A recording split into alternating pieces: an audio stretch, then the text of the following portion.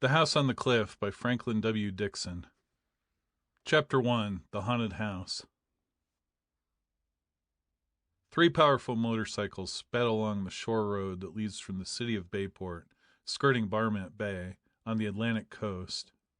It was a bright Saturday morning in June, and although the city sweltered in the heat, cool breezes blew in from the bay. Two of the motorcycles carried an extra passenger. All the cyclists were boys of about 15 and 16 years of age, and all five were students at the Bayport High School. They were enjoying their Saturday holiday by this outing, glad of the chance to get away from the torrid warmth of the city for a few hours.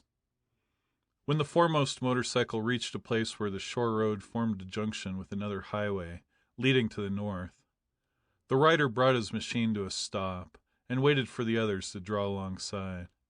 He was a tall, dark youth of 16, with a clever, good-natured face. His name was Frank Hardy. "Where do we go from here?" he called out to the others. The two remaining motorcycles came to a stop, and the drivers mopped their brows, while the two other boys dismounted, glad of a chance to stretch their legs. One of the cyclists, a boy of 15, fair with light curly hair, was Joe Hardy, a brother of Frank's, and the other lad was Chet Morton, a chum of the Hardy boys. The other youths were Jerry Gilroy and Biff Hooper, typical healthy American lads of high school age. "You're the leader," said Joe to his brother. "We'll follow you." "I'd rather have it settled. We've started out without any particular place to go. There's not much fun just riding around the countryside." "I don't much care where we go as long as we keep on going," said Jerry. "We get a breeze as long as we're traveling, but the minute we stop I begin to sweat." Chet Morton gazed along the shore road. "I'll tell you what we can do," he said suddenly. "Let's go and visit the haunted house." "Palooka's place?" "Sure. We've never been out there." "I've passed it," Frank said. "But I didn't go very close to the place, I'll tell you." Jerry Gilroy, who was a newcomer to Bayport, looked puzzled. "Where is Palooka's place?" "You can see it from here. Look," said Chet, taking him by the arm and bringing him over to the side of the road. "See where the shore road dips, away out near the end of Barnett Bay? Do you see that cliff?" "Yes, there's a stone house at the top." "Well, that's Palooka's place." "Who is Palooka?" "Who was Palooka, you mean," interjected Frank. "He used to live there, but he was murdered." "And that's why the place is supposed to be haunted?" "Reason enough, isn't it?" said Biff Hooper. "I don't believe in ghosts, but I'll tell the world there are some funny stories going around about that house, ever since Palooka was killed." "He must have been a strange fellow, anyway," commented Jerry, "to build a house in such a place as that." Indeed, the Palooka place had been built on an unusual site. High above the waters of the bay it stood, built close to the edge of a rocky and inhospitable cliff. It was some distance back from the road, and there was no other house within miles. The boys had traveled a little more than 3 miles since leaving Bayport, and the Palooka place was at least 5 miles away. It could hardly have been seen, had it not been for its prominent position on top of the cliff, silhouetted clearly against the sky. "He was a strange fellow," Frank observed. "No one knew very much about him. He didn't welcome visitors. In fact, he always kept a couple of vicious dogs around the place, so nobody cared to hang around there if they weren't invited." "He was a miser," came from Joe Hardy. "He may have been. At least that was the theory.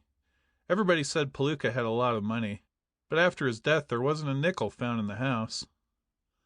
"Felix Palooka always said he wouldn't trust the banks," put in Biff Hooper. "But if he had any money I don't know where he made it, for he didn't work at anything, and he mighty seldom came into the city." "Perhaps he inherited it," Jerry suggested. "Maybe. He must have had money at some time to build that house. It's a great rambling stone place that must have cost thousands." "Is anybody living there now?" The others shook their heads. "No one has lived there since the murder, and I don't think anyone ever will," said Frank Hardy. "The house is too far out of the way, for one thing, and then the stories that have been going around." "Well, I won't say I believe the place is haunted, but the Palooka place is certainly strange. There have been queer lights seen there at night, on stormy nights particularly, and once a motorist had a breakdown near there, so he went up to the house for help. He didn't know anything about the history of the place, He got the scare of his life. What happened? He decided when he went into the front yard that the place was deserted, and he was just going to turn away when he saw an old man standing at one of the upper windows looking at him. He called out, and the old man went away, and although the motorist hunted all through the house, he didn't find any trace of the old chap. So he left that place as quickly as he could. I don't blame him, remarked Jerry, but the house sounds interesting. I'm game to visit it. So am I, declared the others. Lead on, laughed Chet. It'll be a brave ghost that will tackle the whole 5 of us. Jerry clambered on behind Chet, and Biff mounted Joe's motorcycle. The machines roared, and the little cavalcade started on its way down the shore road toward the house on the cliff. Instead of being an aimless trip, the outing had now assumed all the aspects of an adventure. With the exception of Jerry, the boys had all passed by the Palooka place at one time or another, but none had ever ventured off the main road to explore the deserted place. The lane leading into the Palooka grounds, never kept in good repair even during the owner's lifetime, was now almost indiscernible, and was overgrowth with weeds and bushes. The house itself was hidden from the roadway by trees. Most people gave the place a wide berth, whether they believed in ghosts or not, for the stories that had been told of the rambling stone building since the murder of Felix Palooka 2 years before were sufficient to indicate that there had been strange happenings in the old house. Whether or not they were of supernatural origin was a matter of debate. The murder of Felix Palooka had been particularly brutal.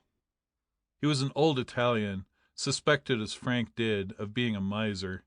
He was very eccentric in his ways, and most people considered that he was not quite sound mentally. Be that as it may, Bayport was shocked one morning to learn that the old man had been found dead in the kitchen of his house, his body riddled with bullets. The motive apparently was robbery, for although it was popularly believed that the old man possessed a great deal of money that he kept with him in the house, it was never found, in spite of the most diligent search. This was the gloomy history of the place the Hardy Boys and their chums were now about to visit and explore. To add to the atmosphere of excitement that had possessed them from the moment the old house was mentioned, as they drew closer to the cliff, the sun retired behind a cloud, and the sky gradually became darker. Frank glanced up. Although the sky had been bright and clear when the party left Bayport, clouds had gathered in the east, and it was plain that a storm was gathering. "Looks as if we'll have to go into the Palooka place whether we want to or not," he called out to the others. "It's going to rain." In a little while they came to the lane that led to the haunted house. In spite of the fact that it was overgrown with weeds and bushes, the boys were able to drive down the faintly defined roadway, until at last a rusty iron gate barred their progress. Frank, who was in the lead, got off his machine and kicked the gate open, the rusty chains clanking dismally as they fell from the staples. Then the party went on into the grounds. Under the lowering sky that heralded the approaching storm, the grounds of the Palooka place were far from inviting. Dank tall grass grew beneath the unkempt trees, and thistles and weeds sprouted up in the very center of the roadway. A rising wind stirred among the branches of the trees, and the waving grasses rustled mournfully. "Creepy sort of place," muttered Jerry. "Wait till you see the house," Chet advised. Not one of them could restrain a slight shiver of apprehension when at last they came in view of the old stone building. It was framed in a mass of trees, bushes, and weeds that threatened to engulf it from all sides. Weeds obscured the front door, bushes grew up level with the sills of the vacant downstairs windows. Trees on either side and beyond the house extended trailing branches down over the roof. A shutter hung by one hinge from an upstairs window, and banged with every passing gust of wind. A death-like silence hung over the old building. Under the black clouds that now filled the entire sky, it was imbued with an atmosphere of gloom and terror. "Come on," said Frank. "Now that we're here, we might as well go through the place." "Haven't seen any ghosts yet," laughed Chet, with an effort at being light-hearted, but in spite of himself his tone seemed forced. They left the motorcycles beneath the tree and advanced toward the old stone building, The front door was almost off its hinges, and it swung creakingly open at Frank's touch. Frank stepped boldly into the hallway. The interior of the house was veiled in gloom, for the rear windows were boarded up, but the lads could see that everything was deep in dust. A staircase was before them, leading to the upper stories of the building. To the left was a closed door. "This must be the parlor," said Frank as he flung the door open. The room was empty. A stone fireplace was at one side, and as the boys came into the room, a rat scuttled out of the fireplace and raced across the floor, disappearing through a hole in the wall. The sound made everyone jump, for the boys' nerves were at a tension on account of the forbidding atmosphere. "Just a rat," said Frank. His voice had the effect of calming the others. They stood hesitantly in the middle of the deserted parlor. Joe went over to the window and looked out, but the view from the front window of the Palooka place was so lonely and gruesome, in its aspect of tangled trees and weeds and undergrowth under the lowering darkness of the sky, that he came back. "Where shall we go next?" said Chet. "Nothing much to see around here," said Frank, disappointed. "It's just an ordinary, dirty, old deserted house. Let's explore upstairs, anyway." At that moment there was a startling interruption. A weird shriek, quavering as with terror, rang out from the upper part of the haunted house.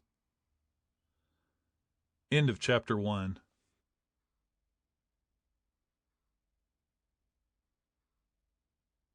Chapter 2. The Storm. That shriek was the most fearful and uncanny sound the boys had ever heard. There was a diabolical malignance about it, like the scream of some bloodthirsty animal, yet there was no mistaking the fact that it was uttered by a human being. As the quavering notes died away, the bare walls of the old house flung back the echoes so that the shriek seemed to be repeated again and again, but on a smaller scale. The boys stared at one another aghast. For a moment they were dumbfounded. Then Jerry muttered, "I'm getting out of here," and with that he started for the door. "Me too," declared Biff Hooper, and Chet Morton followed him as he rushed for the doorway. "What's the big idea?" asked Frank, standing his ground. "Let's stay and find what this is all about." Joe, seeing his brother remain where he was, made no move to follow the others, although it was plain that the weird shriek had unnerved him. "You can stay," flung back Jerry. "I'm not. This place is haunted, and I don't mean maybe." The three boys hastened through the doorway out into the hall, and lost no time in regaining the front yard. Frank and Joe Hardy listened to their retreating footsteps. Frank shrugged his shoulders. "I guess it gave them a pretty bad scare," he said to his brother. "We may as well go with them." "I guess so," replied Joe, greatly relieved.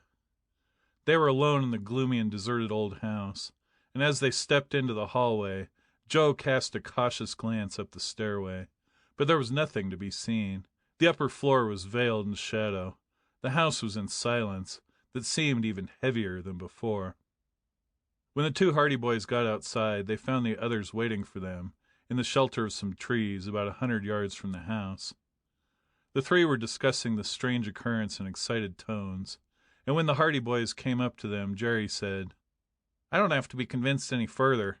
The place is haunted, sure. No other way to explain it." "There's not much sense in running away from a sound," remarked Frank lightly. "If we had seen something, it might be different. I don't believe in ghosts, and I'd like to get to the bottom of this. It's foolish to run away. Let's go back." Chet Morton and Biff Hooper looked a trifle ashamed of themselves because of their precipitous flight from the house, while the Hardy boys had remained.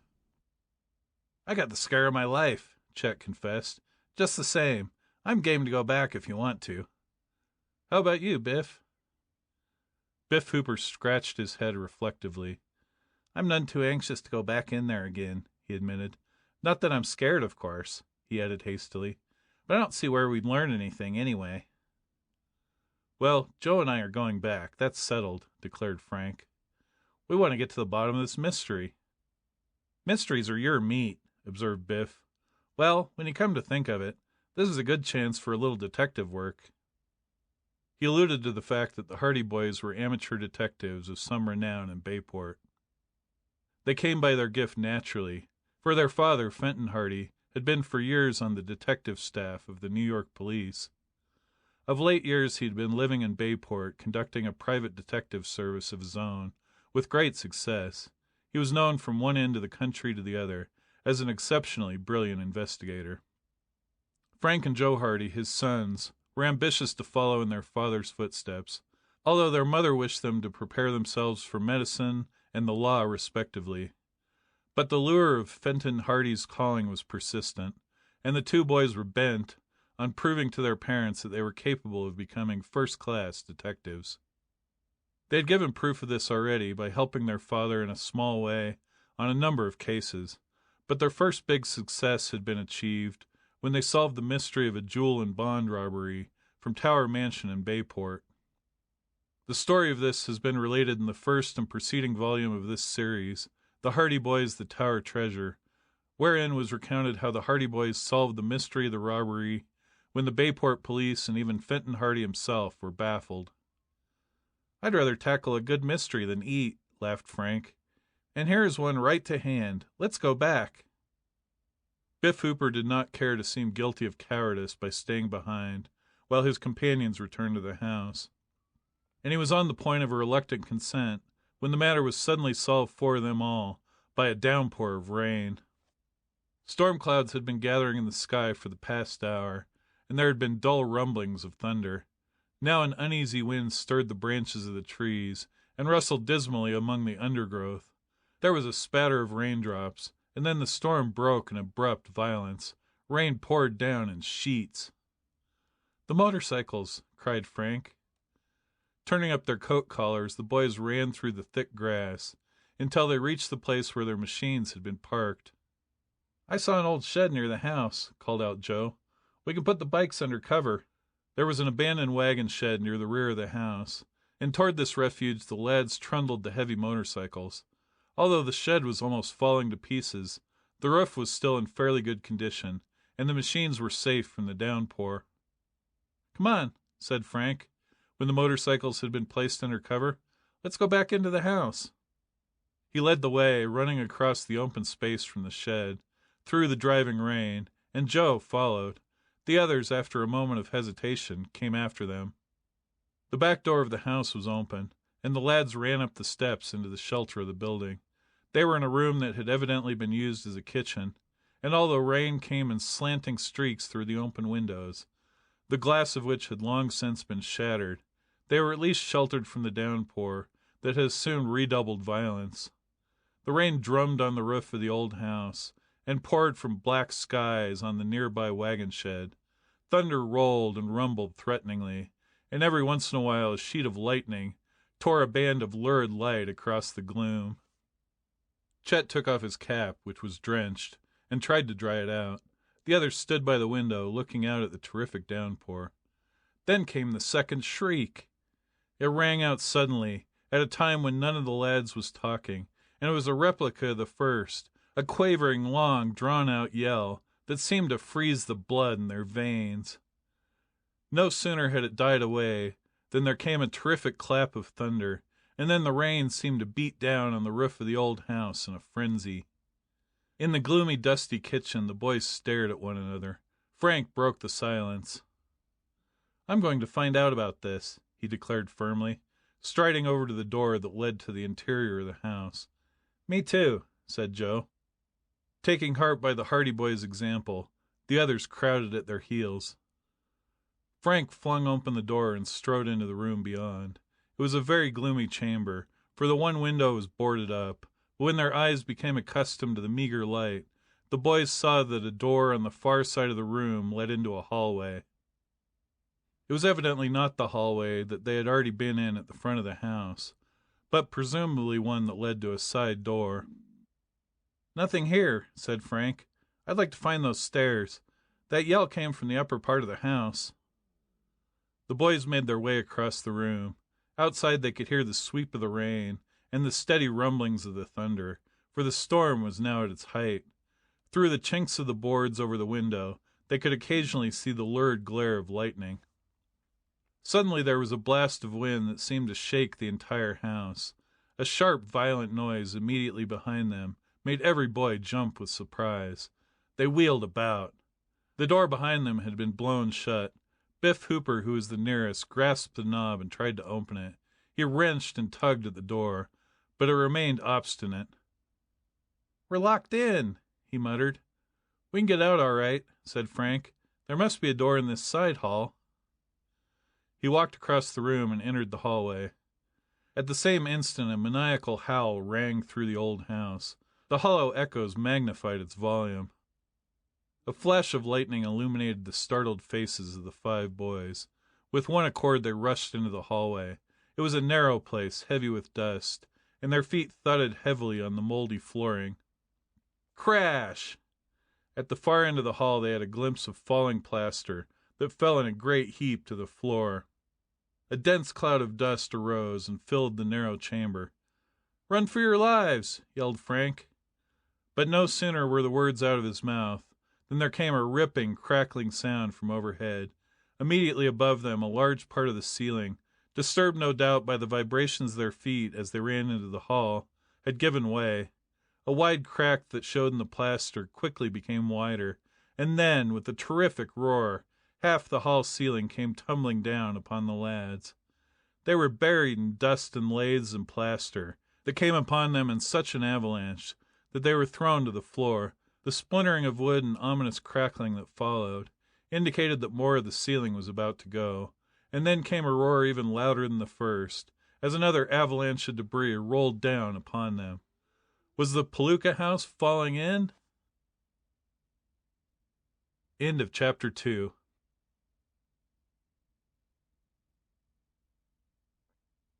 Chapter 3. Empty Toolboxes.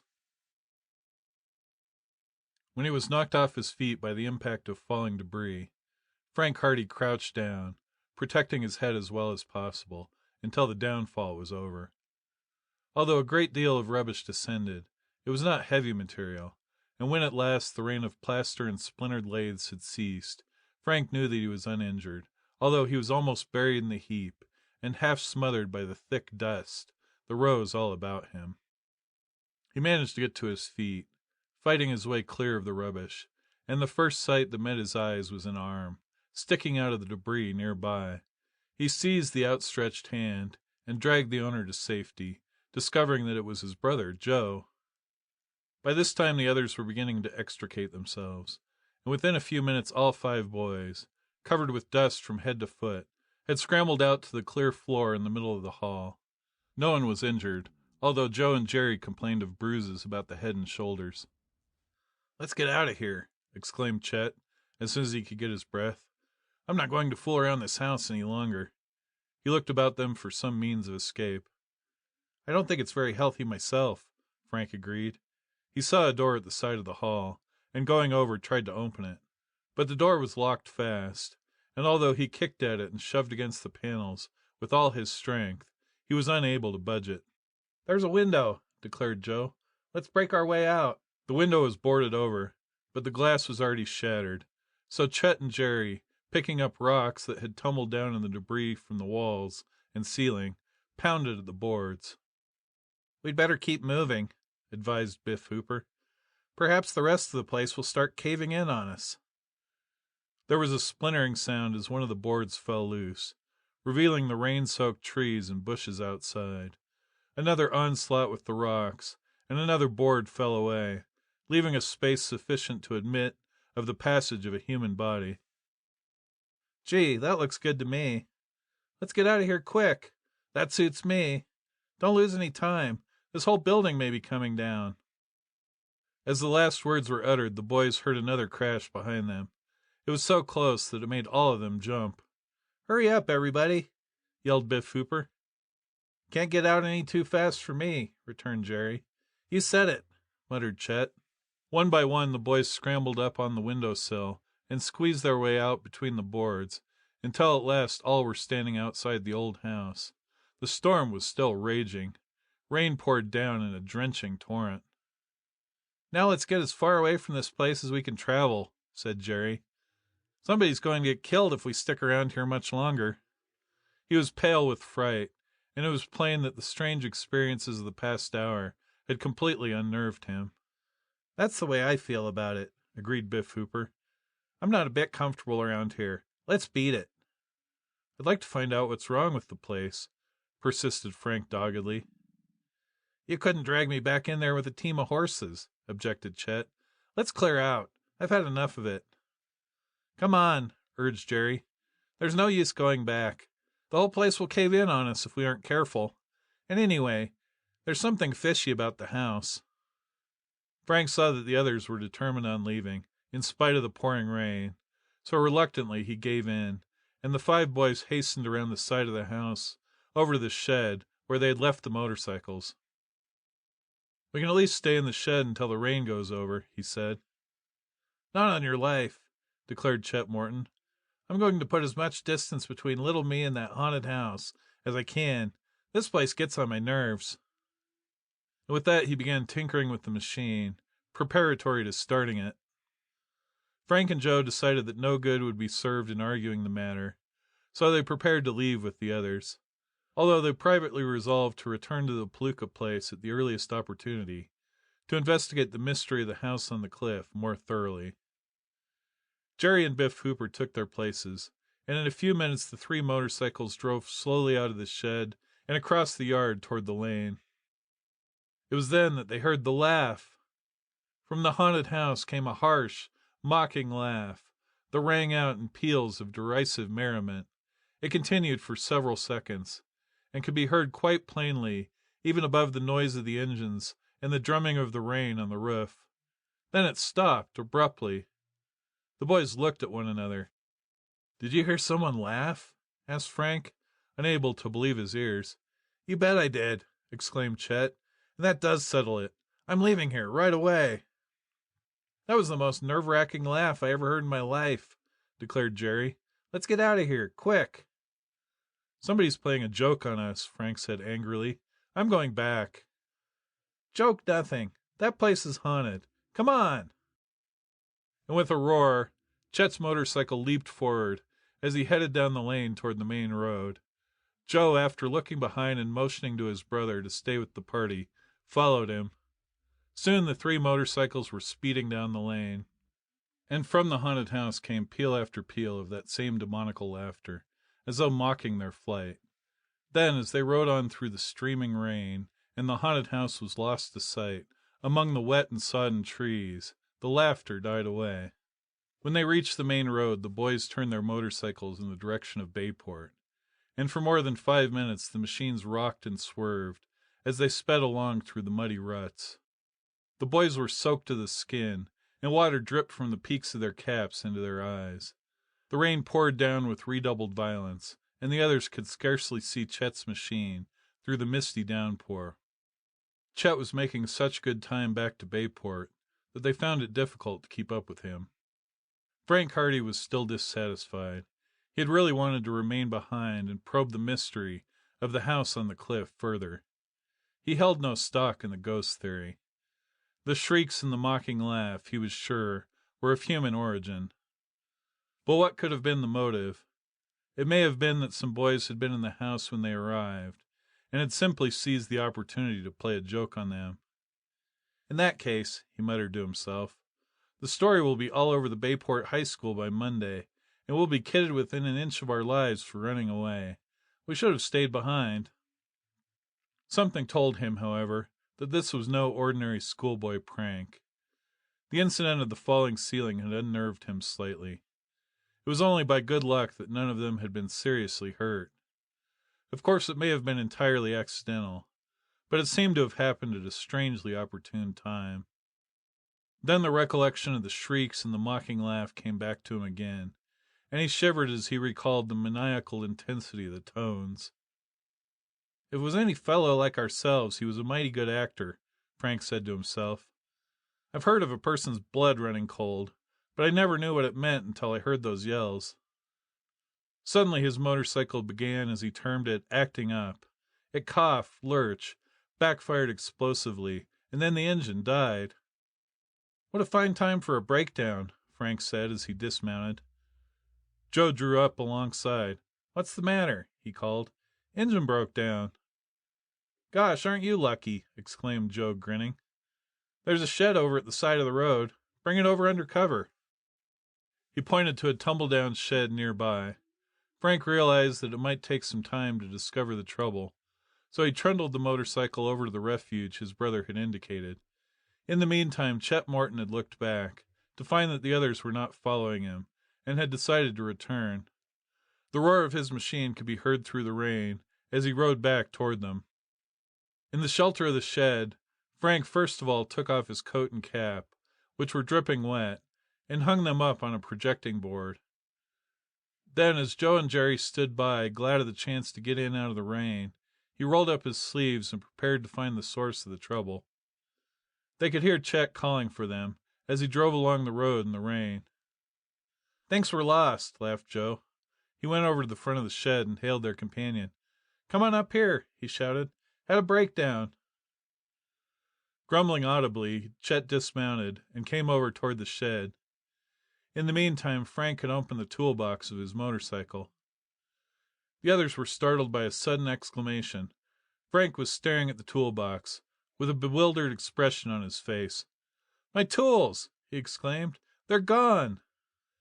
The other boys crowded around. The toolbox was empty.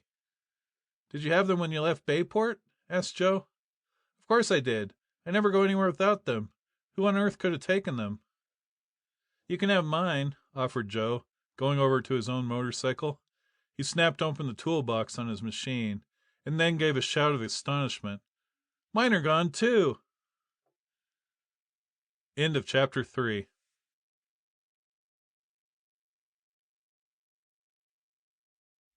Chapter 4. The Chase in the Bay. The boys stared at one another in bewilderment. "I know my toolbox was full when I left home," said Frank. "And so was mine," came from Joe. "I was using the pliers just before we started out." "Where could they have gone?" "They must have been stolen while the motorcycles were in the shed of the Palooka place," Chet suggested. "It's the only time they could have been taken," declared Frank. "It was the only time they were left unguarded." Joe was frankly puzzled. "But we didn't see anyone around the place," said Jerry. "No, but there was someone there. We heard those shrieks and the laugh. Someone stole those tools while we were in the house." "It's some kind of a practical joke, that's what I'm beginning to think," declared Frank. "Let's go back and get those tools." "Not on your life," objected Jerry decisively. "This is a little too much. First of all we hear those shrieks, and then the house almost comes down around our ears. And now we find that the tools have been stolen by somebody we didn't see. We're safer away from there." Biff Hooper nodded agreement. "That's what I think. There's something queer about that house. We'll get into trouble if we go butting in any more." "But we want our tools." "Good night," Chet exclaimed. "Perhaps mine are gone, too." He ran out of the shed over to the road, and hastily examined the toolbox on his machine. Then he straightened up with an audible sigh of relief. "Thank goodness, they're here. Guess whoever took the others figured he had enough." "I'm going back," declared Frank.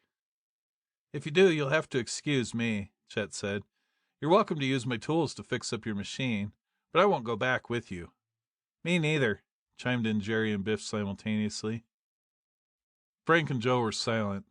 They wanted to go back to the Palooka place and investigate the matter further, but they did not want to break up the party, so they decided it would be a better policy to remain with their companions. "All right," Frank said. "Lend me a pair of pliers and I'll have this trouble fixed up in no time." He went over to Chet's motorcycle and got the desired tools. Then he began to tinker with his machine. It was only a minor defect, and a few minutes' work sufficed to repair the damage. In the meantime it was apparent that the rain was letting up, and by the time the Hardy Boys took their motorcycles out of the shed and regained the road, it had died away to a mere drizzle. "This has been some holiday," Chet muttered, as he mounted his machine again. "I'm going home. Jerry, you and Biff had better come up to our place for dinner. How about you and Joe, Frank?" "Thanks just the same, but we couldn't. We promised to be back home this afternoon." "There's a side road that turns off here and makes a nice short cut to our farm. I guess I'll go that way. There should be room for 3 on this bike with a little crowding." Jerry and Biff Hooper clambered on the motorcycle with Chet Morton and started off. The Hardy Boys followed on their own machines until they reached the side road, about 100 yards away. There the others left them, after shouting goodbye. Frank and Joe watched Chet's motorcycle, heavily loaded, disappear into the mist that hovered over the road, and then they prepared to continue their journey back to Bayport. The shore road dipped at that point and wound down along the edge of the bay in a deep spiral, which brought them at one point almost back to the cliff at the top, of which the Palooka place was located, although by now they were nearer the water's edge. From there the road sloped directly down to the shore, then ran along the edge of the bay and in toward the city. Frank looked up toward the top of the cliff that loomed high above them. They could not see the Palooka place from where they were, as it was on the high ground and almost masked by trees, but the mystery of the place still preyed on their minds. "I'd like to go back there yet," said Frank suddenly. "That affair of the tools has me guessing." "Me too, but I think we'd better go on home. We can come back some other time and look for them. One minute I think it was only a practical joke of some kind, and the next minute I think it's something a whole lot deeper than that. There's something strange going on up there." "There were sure a lot of strange things going on when we struck the place, that's certain. I can hear those shrieks yet." "Well, I guess you're right, Joe. We may as well go on home, but I'd like to get to the bottom of it. Whoever stole those tools made quick work of it. We weren't in the house very long. It proves that it wasn't a ghost, anyway." "I never did believe in the ghost theory. No, some human being took those tools. And he was watching us, too. He saw us put the bikes in the shed, and he took the tools while we were in the house. Unless they were taken after we left the bikes under the trees in the first place. He wouldn't have had time. We only stepped into the front room, and then we all came out after that first shriek. No, the tools were taken when the bikes were in the shed." The boys rode on. The rain had ceased now, but the road was greasy, and they had to call on all their skill to keep from skidding as they drove down the steep road toward the bay. So they did not talk again until they reached the more level highway at the shore. A sound out in the bay attracted Frank's attention, and he looked over at the rolling sweep of waters. He could see a powerful motorboat plunging through the waves, about a quarter of a mile out. It was just coming into view around the base of the cliff, and as Frank looked he saw the nose of still another boat emerging into sight. Each craft was traveling at high speed. "Looks like a race," remarked Joe. The Hardy Boys stopped their motorcycles and watched the two boats. But it was soon apparent that this was no friendly speed contest. The boat in the lead was zigzagging in a peculiar manner, and the pursuing craft was rapidly overhauling it. The staccato roar of the powerful boats was borne to the lad's ears by the wind. "See, the other boat is chasing it," Frank exclaimed. He had caught sight of the figures of two men standing in the bow of the pursuing craft. They were waving their arms frantically. The first boat turned as though it were about to head in shore at the cliff, and then, apparently, the helmsman changed his mind, for at once the nose of the boat pointed out into the open bay again. But the moment of hesitation had given the pursuers the chance they wanted, and swiftly the gap between the racing craft grew smaller and smaller. The Hardy Boys saw that there was but one man in the foremost craft. He was bent over the wheel. In the other boat they caught sight of one figure who had snatched up an object that appeared to be a rifle. To their amazement they saw him aim at the man in the leading craft. Then, across the water, they heard the sharp report.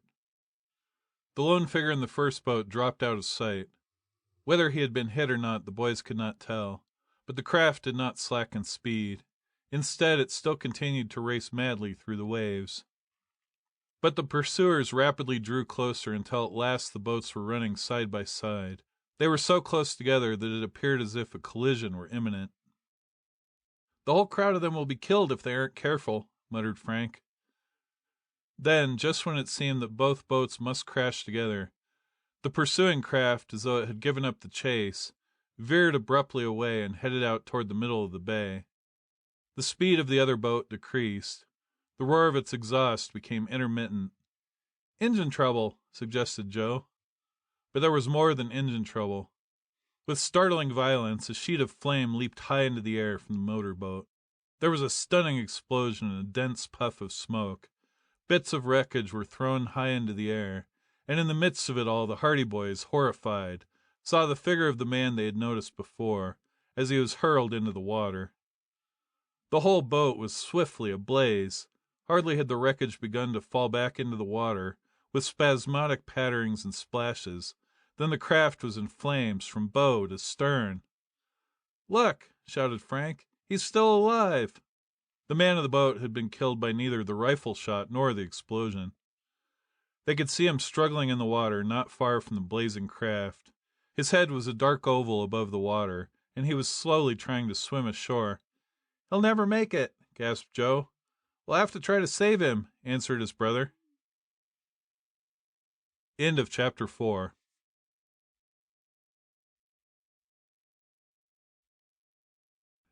Chapter 5. The Rescue. The Hardy Boys knew that they had no time to lose. It was evident from the struggles of the man in the water that he was not an expert swimmer. So far he had not seen the boys, but they could hear him shouting for help, possibly thinking, however, that it was in vain, for it was a lonely part of the bay, and the nearest farmhouse, outside of the deserted Palooka place, was more than half a mile down the road. "Quick!" shouted Frank. "I see a rowboat up on the shore." His sharp eyes had discerned a small boat, almost hidden in a little cove some distance away at the bottom of a steep declivity that was the beginning of the cliff. It could not be reached by going along the shore, and the boys saw that they would have to go along the high ground, and then descend to it, for a huge rock that jutted out of the deep water cut the cove off from the more open part of the beach.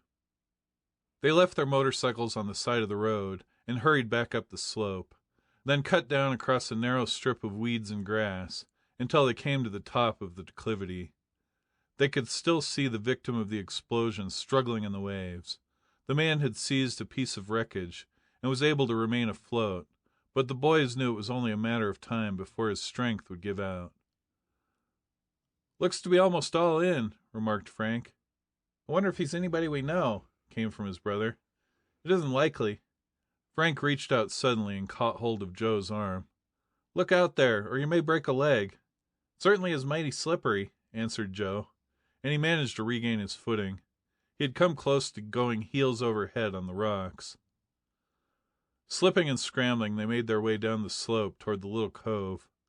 Rocks went rolling and tumbling ahead of them. The distance was only a few yards, but the slope was steep, and a false step might result in broken bones. But they reached the bottom in safety, and there they came upon the rowboat. It was battered and old, but evidently still seaworthy. "Into the water with her," said Frank. They seized the boat, and the keel grated on the shingle as the little craft was launched. Swiftly they fixed the oars in the locks, and then they scrambled into their places. They began to row with strong, steady strokes out toward the man in the bay. He had seen them, and was now shouting to them to hurry. "He'd be better off if he kept quiet," Joe said. "He's only wasting his strength." Evidently this thought occurred to the victim of the wreck, or else he was becoming weaker, for his cries died away, and the boys did not hear him again. Frank thought he may have gone beneath the waves, and he cast a quick look around, but the fellow was still in view, clinging desperately to his bit of wreckage. The motorboat in the background was still blazing fiercely.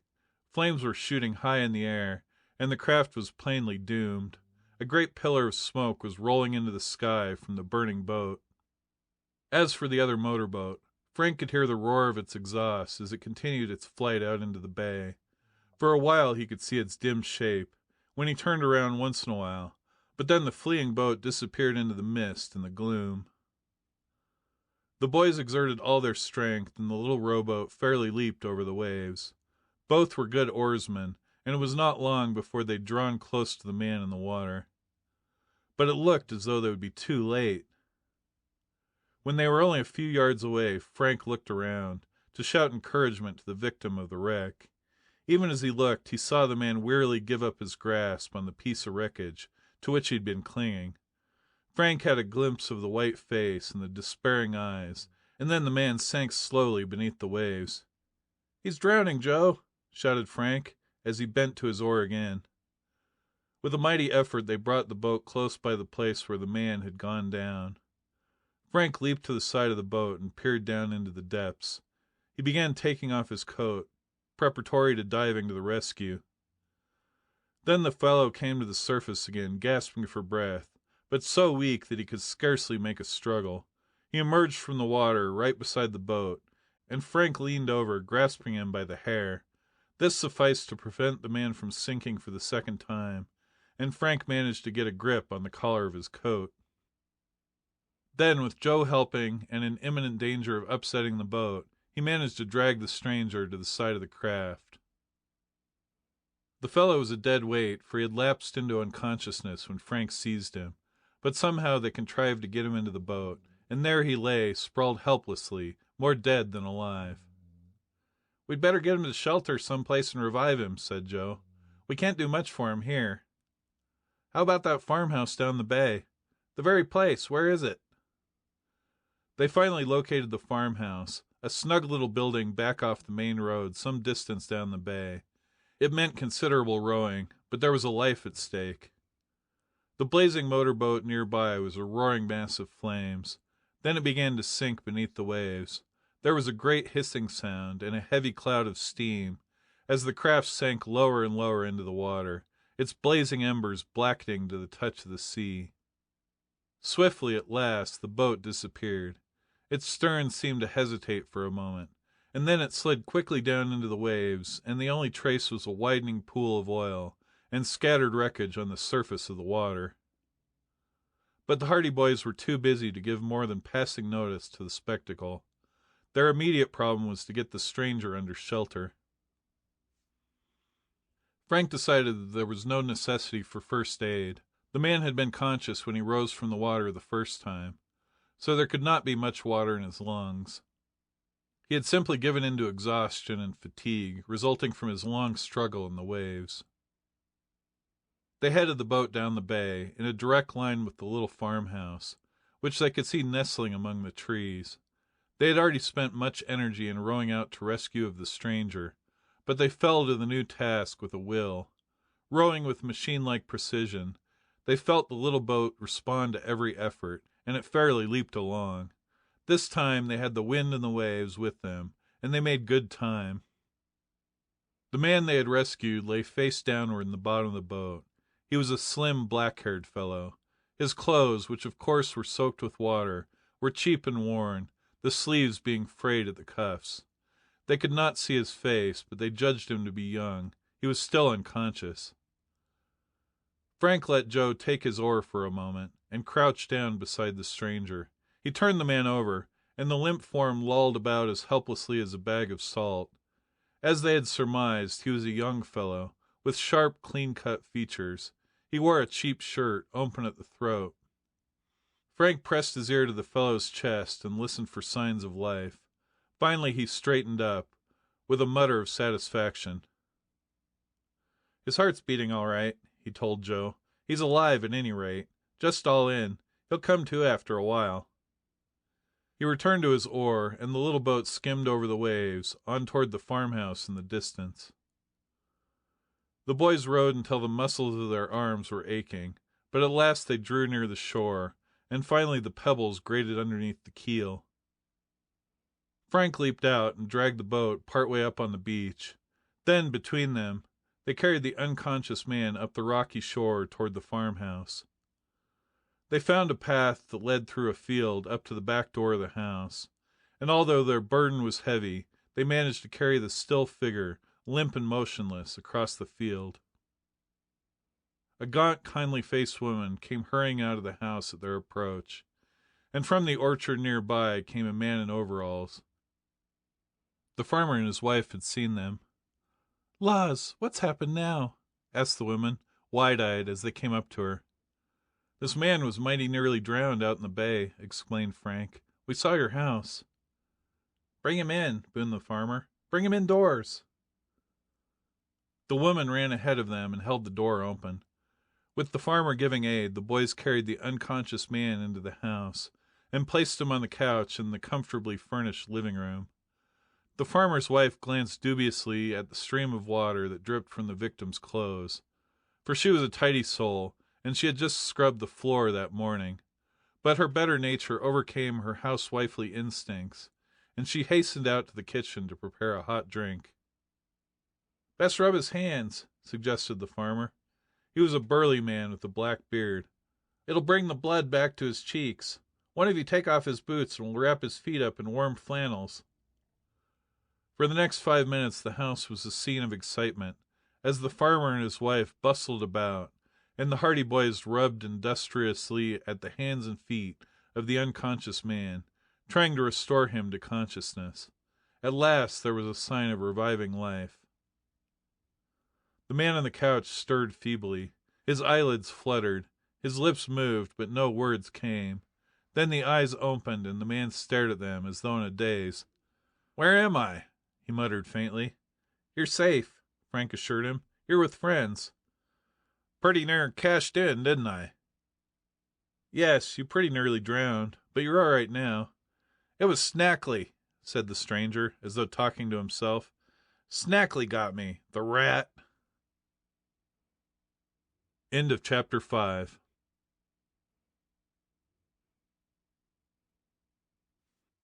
Chapter 6. Snackley. At that moment the farmer's wife appeared, bringing a drink of hot ginger and water, which the man on the couch gulped down gratefully. "We'll put him in the spare room, Abel," decided the farmer. "He needs a good warm bed more'n anything else just now. I'll look after him, if these boys here will help me." I think I was shot," muttered the stranger. He motioned weakly toward his side. Frank leaned over. "Why, there's blood on his coat!" he exclaimed. A hasty examination showed that the stranger was right. There was a bullet wound in his right side. It was evidently not serious, merely a flesh wound, but it had bled freely and the man was weakened. Gently the boys helped remove his clothing, and with warm water and a sponge the farmer bathed the wound. The bullet had passed right through the fellow's coat, after searing a path across his side. Disinfectant was then applied, the stranger gritting his teeth with pain, and after that the bandages were put in place. "Now we can put him to bed. Can you walk, stranger?" The man made an effort to rise, and then fell back weakly upon the couch. "I'm afraid I can't." "All right, then, we'll carry you. Give me a hand with him, lads." Between them they carried the wounded man upstairs into a plain but comfortably furnished room. Here he was put to bed and covered with warm blankets. With a sigh of relief he closed his eyes. "He's weak from loss of blood. That's mostly what's the matter with him," the farmer said. "We'll let him have a good sleep."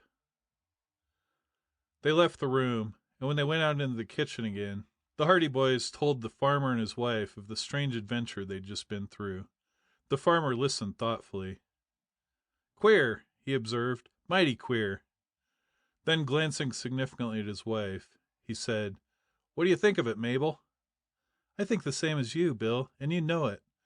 Most like it's been another one of them smuggling mix-ups." The farmer nodded. "I've an idea it's something like that." "Smuggling?" exclaimed Frank. "Sure.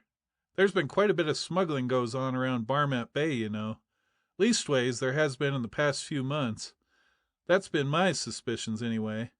I've seen too many motorboats out in the bay of late, and I've heard too many of them prowling around at night. If it's not smuggling, it's some other kind of unlawful business." "Do you think this fellow may have been shot in some sort of a smuggler's quarrel?" The farmer shrugged. Maybe.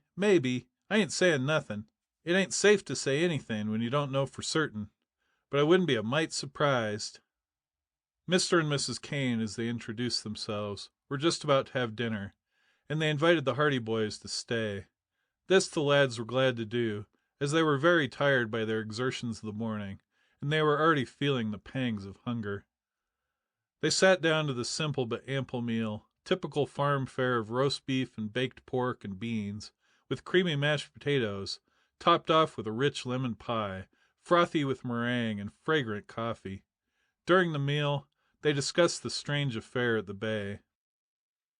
The Hardy Boys did not mention their experiences at the Palooka place, for they had learned that one of the chief requisites of a good detective is to keep his ears open and his mouth shut, and to hear more than he tells.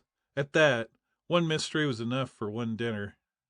"I'd like to find out more about this affair," said Frank, when the meal was concluded, and Mr. Kane sat back luxuriously in his chair and puffed at his pipe.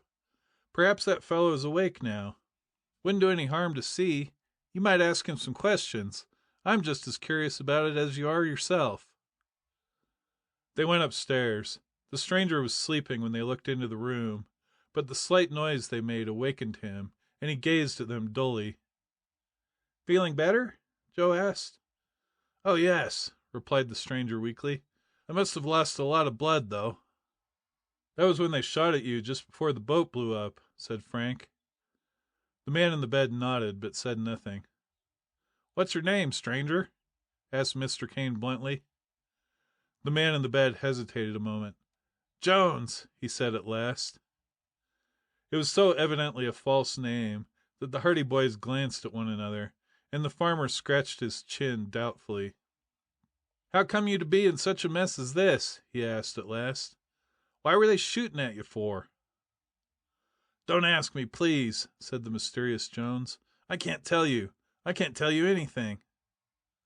"I suppose you know that these young fellers saved your life?" "Yes, I know, and I'm very grateful. But don't ask me any questions. I can't tell you anything about it." "You won't even tell them? Not after they saved your life?" Jones shook his head stubbornly. "I can't explain anything about it. Please go away. Let me sleep." Frank and Joe signaled to the farmer that it would be best if they withdrew, so they left the room and closed the door. When they went back downstairs, the farmer was grumbling to himself. "I'm hanged if he ain't the most close-mouthed lad I've ever seen," he declared. "You saved his life, and he won't tell you why he'd come to be racing around the bay in a motor boat with fellows shooting at him." "He must have some good reason. It's his own business, after all," reflected Frank. "We can't force him to explain anything." "He's in with them smugglers, that's what he is," declared Mr. Kane with conviction. "I guess we had better be getting back home. Do you mind keeping him here? We can have him moved to a hospital." The farmer shook his head. "Smuggler or not, he stays here until he gets better. Nobody ever said Bill Kane turned a sick man out of doors, and nobody ever will. He stays here until he gets better." "We'll come back in a day or so and see how he's getting along," Joe promised. "He'll have the best care here. Whether it's smuggling or not that he's mixed up in, it doesn't matter. My wife and I will look after him." The Hardy boys arranged to have the rowboat returned to its mooring place, then took their leave of the good-hearted farmer and his wife, and made their way out to the road.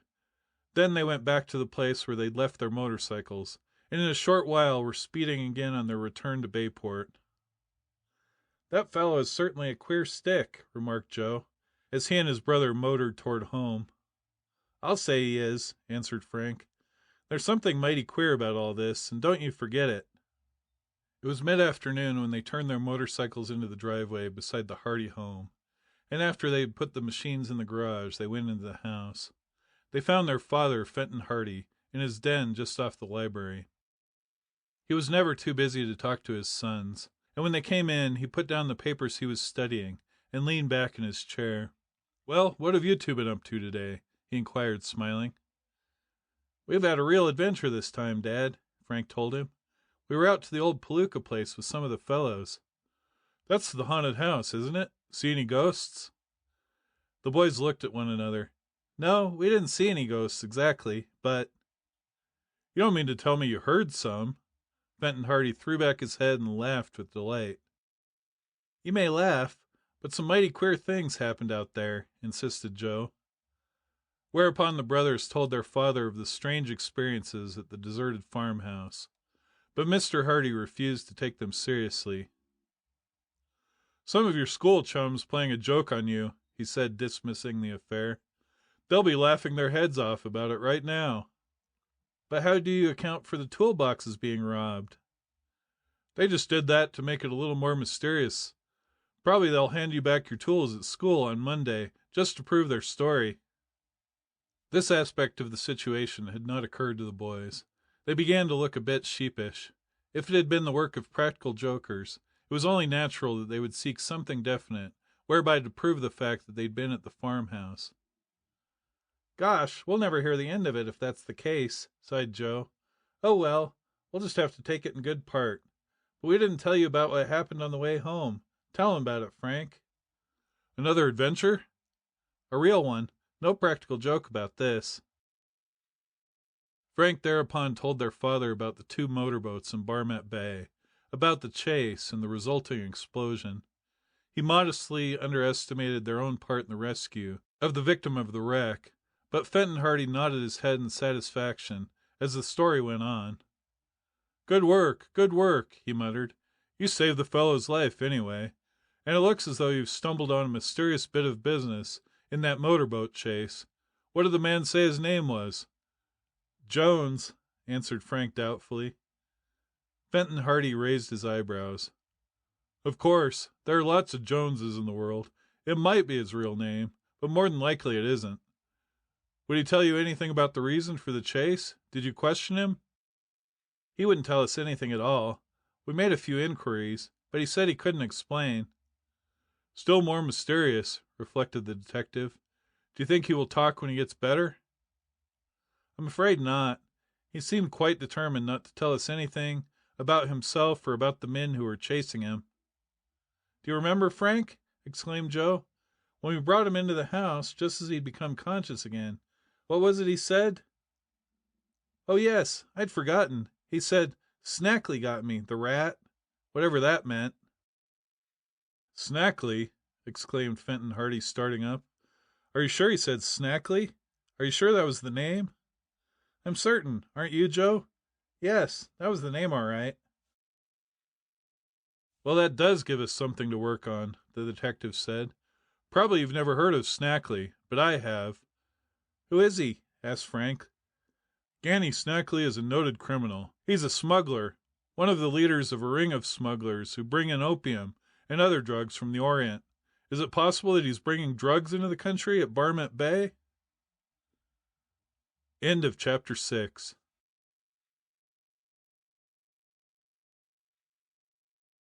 Chapter 7. Bound and Gagged.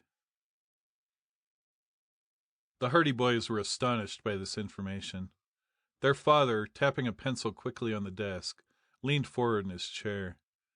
You may have stumbled on some information of great value, he said to them quietly. I need hardly tell you that it is best to keep it to yourself. If Ganny Snackley is operating in this vicinity, it will be a great feather in our cap to catch him. It's an unusual name, remarked Frank. I'll bet that's the Snackley our man meant, all right. And the farmer said there was smuggling going on in the bay, Joe pointed out. Of course, there's always been more or less smuggling carried on in Barmet Bay, but it's been on a small scale. Ganny Snackley and his gang are international smugglers. The last I heard of him, he was operating up on the New England coast, but probably things grew too hot for him and he moved down here. He seems to have dropped completely out of sight for the past 6 months or so. Perhaps this man Jones at the farmhouse will talk later on. I'm going out there to interview him, said Fenton Hardy. I'll wait a few days until he's feeling better. Of course the matter is one for the United States authorities, and as I haven't been assigned to the case, I can't do very much. But perhaps I'll get some information I can use at some other time. Joe and I will go out tomorrow and see how he's getting along. Do so, but don't ask any questions. Don't let him think you're suspicious of him. Otherwise, he'll be liable to sneak away as soon as he can, and we'll lose him altogether. He's under an obligation to you now because you saved his life, so it will seem quite natural for you to come back to see him. If you think he's recovering quickly, let me know, and I'll go out right away and talk to him. If you think he will be there for several days yet, we'll just let him stay until he feels better. Perhaps he's a detective himself, Frank suggested. That had occurred to me, admitted Mr. Hardy. If that's the case, I'll keep out of the affair. It's just probable that he is a Secret Service man who discovered Snackley's hang-up and was shot for his pains. That would explain why he wouldn't tell you anything about himself. But there's always the possibility that he is one of Snackley's enemies, and in that case I may be able to persuade him to talk. Fenton Hardy asked the boys more questions about their adventure, but beyond a few trivial details, they were unable to throw any further light on the mystery. However, it was decided that they should go back to the Kane farmhouse on the following day, which was Sunday, and report on the condition of the mysterious Mr. Jones.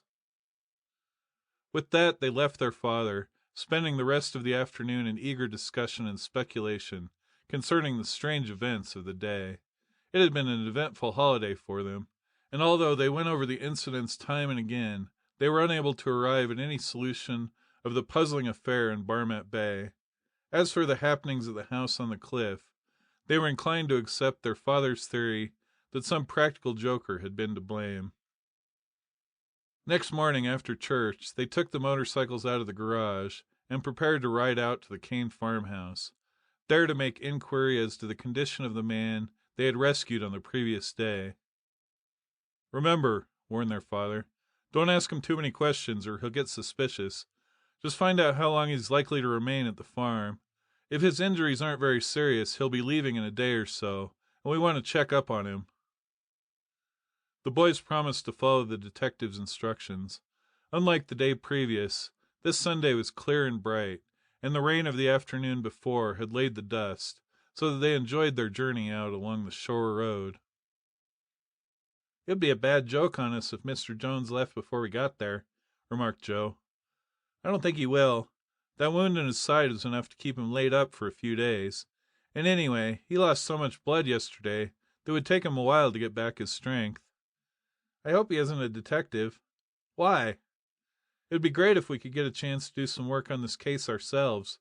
If Ganny Snackley is in this neighborhood, and the government detectives don't know of it, we would help Dad land him." "It would be a great chance," admitted Frank.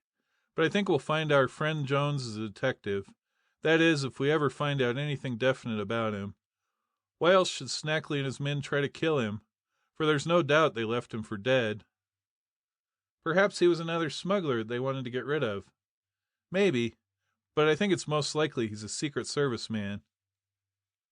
At length they arrived at the lane leading from the main road to the farmhouse.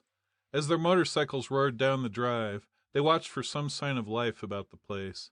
But there was no one in the orchard or in the barnyard. No one came out of the house. The place appeared to be deserted, and although it was a warm day, the doors were closed. "This is queer," remarked Frank, as they brought their motorcycles to a stop, and left them in the shade of a large tree near the back of the house. "Mr. and Mrs. Kane couldn't have gone away and left Jones there alone, could they?" The boys went up to the door and rapped. There was no answer. "Try the front door," Joe suggested. After a number of futile efforts, they went to the front door of the farmhouse. But there, although they banged on the panels, there was likewise no response. "They must have gone out," said Joe. "But what about Jones? They wouldn't leave him here alone. I can't understand this." They went to the back door and rapped again and again. Still there was no answer. Frank tried the doorknob, and found that the door swung open. "They didn't lock the place up, anyway," he said. "Let's go in. If Jones is upstairs, we'll go up and see him. Mr. Kane won't mind. Probably they didn't expect callers today." They went into the kitchen, and here they were surprised by the scene of disorder that greeted their gaze. The previous day they had been impressed by the neatness of the room, for Mrs. Kane was evidently the soul of tidiness. Now the kitchen looked as though an earthquake had shaken it. Pots and pans were strewn about the floor. The table had been overturned. A chair lay upside down in a corner. A few cups and saucers lay in shattered bits beside the stove. The wood box had been upset, and the wood was scattered about. One window curtain had been partly torn from its fastenings. "What on earth has happened here?" Frank exclaimed, in profound astonishment. "Looks as if a cyclone came through. There's something queer about this. There's been a fight or a struggle of some kind here. Let's see what the rest of the house looks like." The Hardy boys rushed into the next room. There an unexpected sight met their eyes. Mr. and Mrs. Kane were seated in chairs in the middle of the room. They were unable to move, unable to speak, scarcely able to make a struggle. The farmer and his wife were bound and gagged, tied to their chairs. End of chapter 7.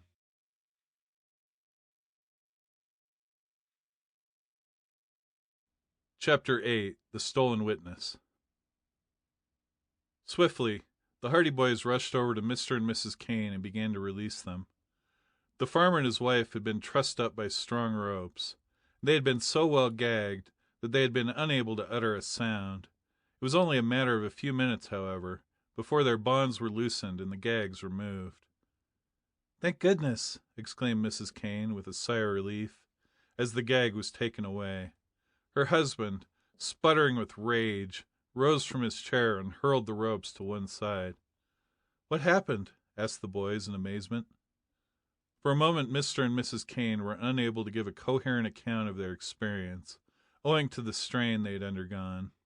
But at last the farmer stumbled over to the window and pointed down the shore road. "They went that way," he roared. "That way. Follow them." "Who?" "The rascals that tied us up. They took Jones away with them." "Kidnapped him?" "Yes, kidnapped him. There were 4 of them. They broke in here and tied up my wife and me. Then they went upstairs and carried Jones away with them. They dumped him into an automobile and made a getaway." "4 men? 4 of the ugliest looking scoundrels you ever laid eyes on." "How long ago?" asked Frank quickly. "They didn't leave 10 minutes ago. If you'd been here just a few minutes earlier, you would have met the whole crowd of them." The farmer was angry and excited. "But there's time yet. You can catch them. They went down the shore road." "Come on, Joe," shouted Frank. "Let's chase them. They've kidnapped Jones." Joe needed no urging.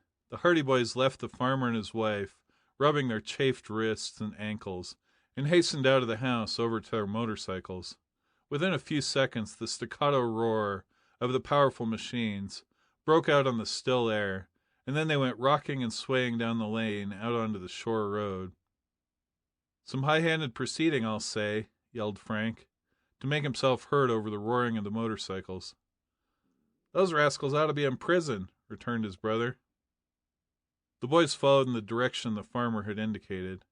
Frank then recollected that just before they had turned in toward the Kane farm he had seen a cloud of dust down the main road, evidently caused by a speeding automobile, but he had thought nothing of it at the time, for traffic along the shore highway occasioned no comment, especially on Sunday. "If we'd only been a little earlier," he groaned.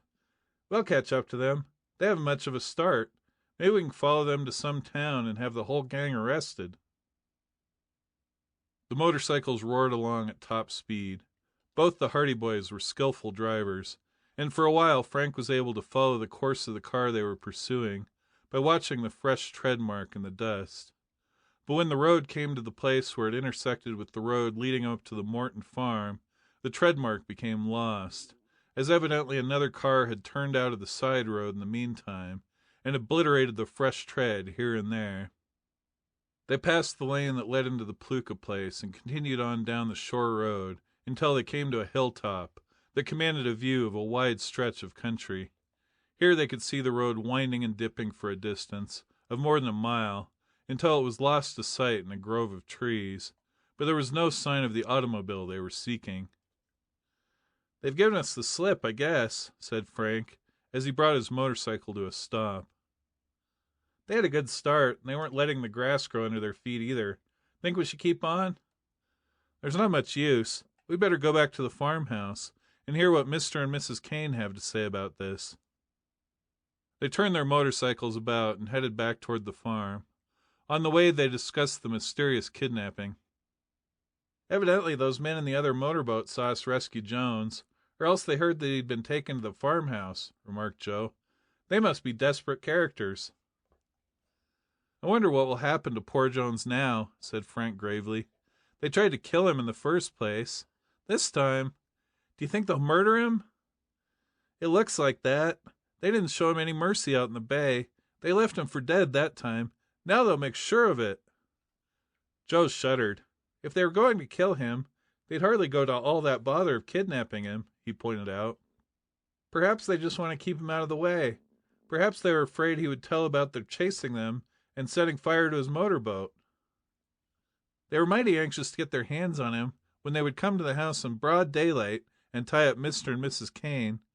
Gee, it's lucky we came along when we did. They might have been left there for hours without being able to get loose." When they got back to the farmhouse, they found that the farmer and his wife had somewhat recovered from their harrowing experience, although they were still unnerved. Mrs. Kane, ever the true housewife, was already beginning to tidy up the kitchen and living room, for the intruders had upset everything in the struggle. "We lost them," said Frank. Kane nodded. "I didn't think that you'd catch them," he said. "They left here in too much of a hurry, but I hoped you would. They had a big, high-powered car, and they didn't waste any time getting away." "There were 4 of them, you said?" "4. Ugly villains." "What did they look like?" "I didn't get much of a chance to see. It all happened too quick. One of them came to the door. He was a tall chap with a thin face, and asked if I was looking after a man who was almost drowned yesterday. I said that I was, so he told me he'd come to take him away, that he was a brother of the fellow. I got kind of suspicious and asked him his name, but in the meantime I'd stepped outside the door, and before I knew it, someone jumped me from behind. I put up a fight as best as I could, but the others came at me from around the corner of the house, where they'd been hiding, and before I knew I was tied up. Then they tied up my wife and left us in the living room while they went upstairs." "Did Jones put up a fight when they took him away?" "He tried to. He hollered for help, but of course I couldn't do nothing, and he was too weak to fight much himself. They carried him downstairs and put him in the automobile. Then they drove away." "There must be more to this affair than we imagine," reflected Frank. "It's getting serious when they break into a private home like this." "You bet it's getting serious," exclaimed the farmer. "It'll be mighty serious for them if they try again." He motioned to the table where his shotgun was laying. "I've got that gun loaded and waiting for the next gang that tries anything like that. I only wish I'd had it ready this morning." "I don't think you'll have any cause to use it," Frank said reassuringly. "It was Jones they were after. They won't bother you again. They'd better not." "I think the best thing we can do, Joe, is to go right back to Bayport and let Dad know about this." "Good idea. We can't do anything by staying here." "You boys said yesterday that your name was Hardy, eh?" said the farmer. "Ain't any relation to Fenton Hardy, are you?" "He's our father." "The detective?" The Hardy boys nodded assent. "Good!" exclaimed Kane. "You go right back and tell him about this. If anyone can get to the bottom of this affair, it's him. I hate to see them rascals getting away scot-free." Frank and Joe bade good-bye to the farmer and his wife and returned to their motorcycles. They promised to call again at the Kane farm as soon as they had any further information, and Mr. Kane in turn gave his promise to notify them if there were any further trace of the kidnappers or of the mysterious Jones. When they returned to Bayport, the boys lost no time in reaching home. Fenton Hardy was enjoying one of his rare afternoons of leisure and reading, but he put his book aside when the boys rushed into the library. "Did Mr. Jones talk?" he asked quickly, seeing by their expressions that something unusual had happened. "We didn't have a chance to see him," exclaimed Joe. "What's the matter? Did he clear out?" "He was kidnapped." "Kidnapped?" "4 men broke into the farmhouse and took him away," said Frank hurriedly. Then he proceeded to tell the story of the strange events of the morning at the Kane farm, prompted occasionally by Joe. Mr. Hardy was deeply interested. "There's only one theory I can think of," he said at last. "This Jones, or whatever his name is, must have belonged to a gang, and either squealed on them or threatened to do so. They tried to get rid of him, and he escaped in the motorboat, but they thought they'd finished him in the explosion. Then they found out that you had rescued him, so they went to the farmhouse and took him away before he had a chance to talk." "Do you think they are smugglers?" "Probably. While you were away this morning, I called up one of the government authorities in the city, and he told me that they believe smugglers are operating in Barmet Bay on a big scale." "Did you tell him about Snackley?" Mr. Hardy smiled. "Not yet. That information, I thought, I would keep to myself for the time being. But I wonder if Snackley can be here. It begins to look like it. He's the kind who wouldn't stop at anything from kidnapping to murder." "Do the authorities suspect him of being around here?" "I imagine so. The man I was talking to mentioned the fact that the smugglers they are after are in the drug line, and Snackley is the king of dope smugglers on the Atlantic coast." "Gee, I wish we could land him." "Of course," said Fenton Hardy. "No one has asked us to work on this case, and I don't believe in working for nothing." "You mean you won't help?" asked Joe in disappointment. Fenton Hardy's eyes twinkled as he went on. I don't believe in working for nothing, he repeated. But if we ever caught this man Snackley, it would be worth our while. Why? The reward. Is there a reward offered for him? There has been a standing reward of $5,000 offered for Snackley's capture for some time, and if he is operating in Barmet Bay, as I suspect, it's just possible that we might be able to collect that reward. Good, exclaimed Frank. Let's go after it.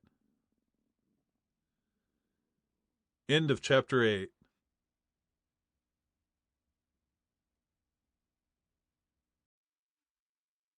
Chapter 9. The Strange Message. The Hardy boys expected that the next day would find them busy on a more detailed investigation of the circumstances surrounding the mysterious kidnapping. But, to their surprise, when they came down to breakfast next morning, they found that their father had gone away. Mrs. Hardy could not enlighten them. He went out early this morning and didn't say when he'd be back. But he didn't take any baggage with him, so I imagine he hasn't gone very far. He'll probably be back sometime today. Mrs. Hardy was accustomed to the comings and goings of her husband, and nothing surprised her.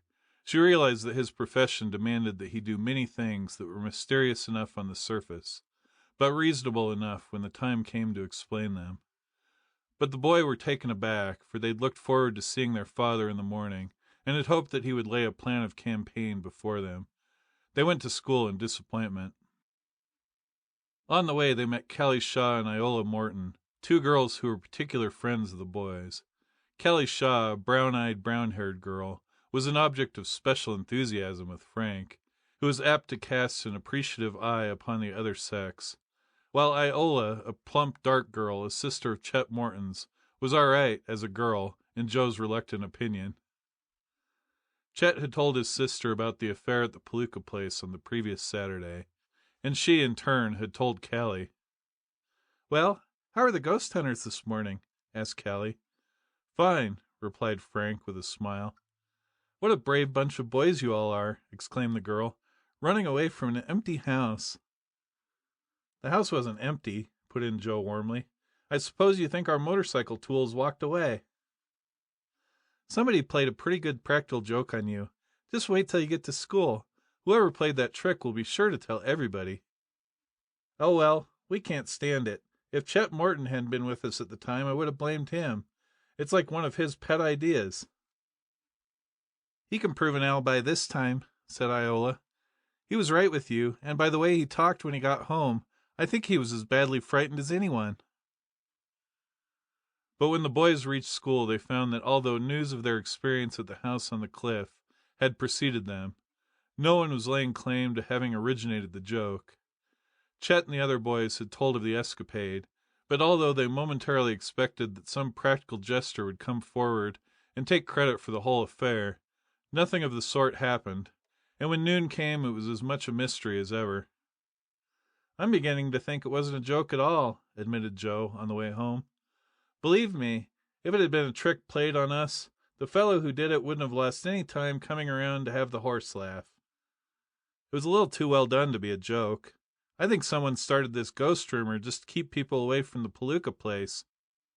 If everybody gets the same reception we got, I don't blame them for staying away. What with weird yells and shrieks, with walls falling in and toolboxes being robbed, it's a mighty active ghost they have on the job." "I wonder, could it have anything to do with the smugglers, Joe?" The Hardy boys looked at one another. "There's a thought," exclaimed Joe. "We had two mighty strange things happen to us on the same day. Perhaps they have something to do with each other. It might be only a coincidence.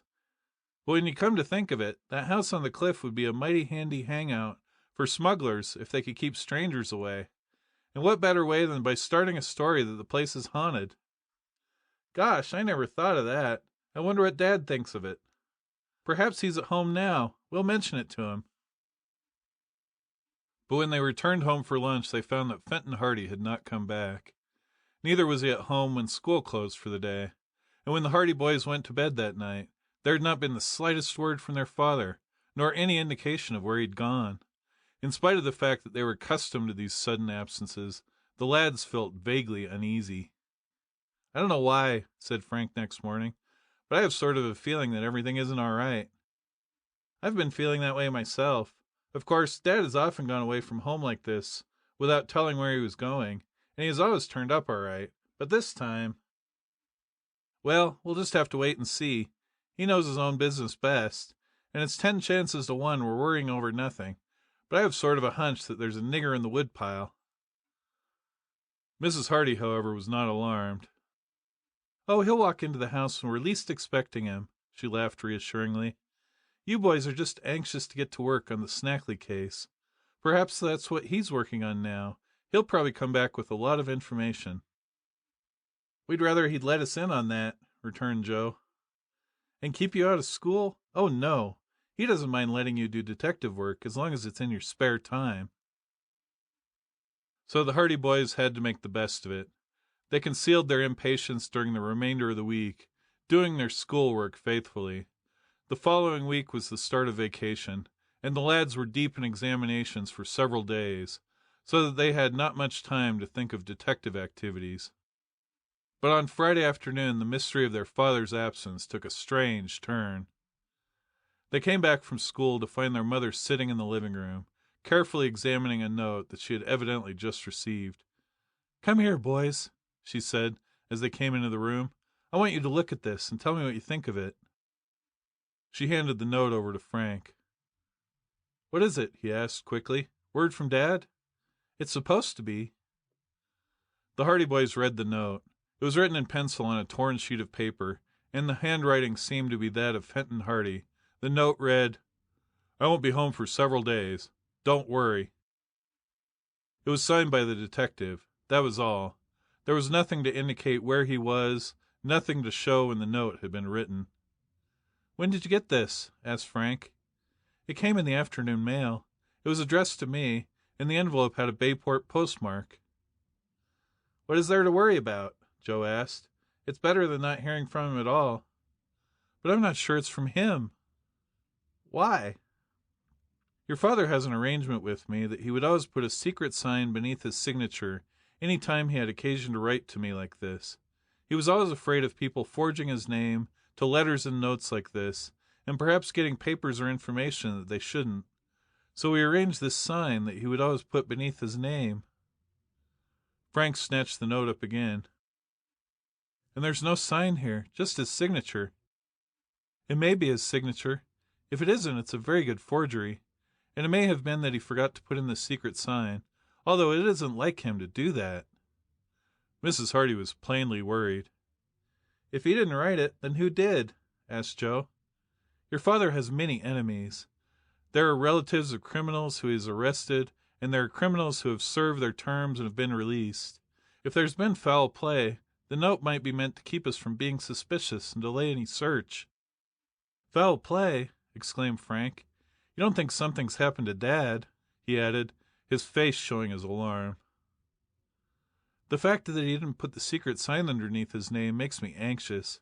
What other object could anyone have in sending us a note like that, if not to keep us from starting a search for him?" "Well, whether he wrote that note or not, we will start a search for him," declared Frank firmly. "He merely said not to worry about him. He didn't order us not to look for him.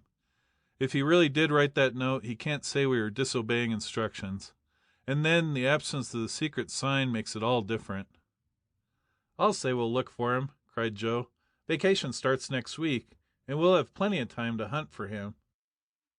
"Wait until then, at any rate," Mrs. Hardy advised. "Perhaps he will return in the meanwhile." But as she glanced at the note again and once more regarded the signature, strangely lacking its secret sign, her forebodings that Fenton Hardy had met with foul play increased. End of chapter 9.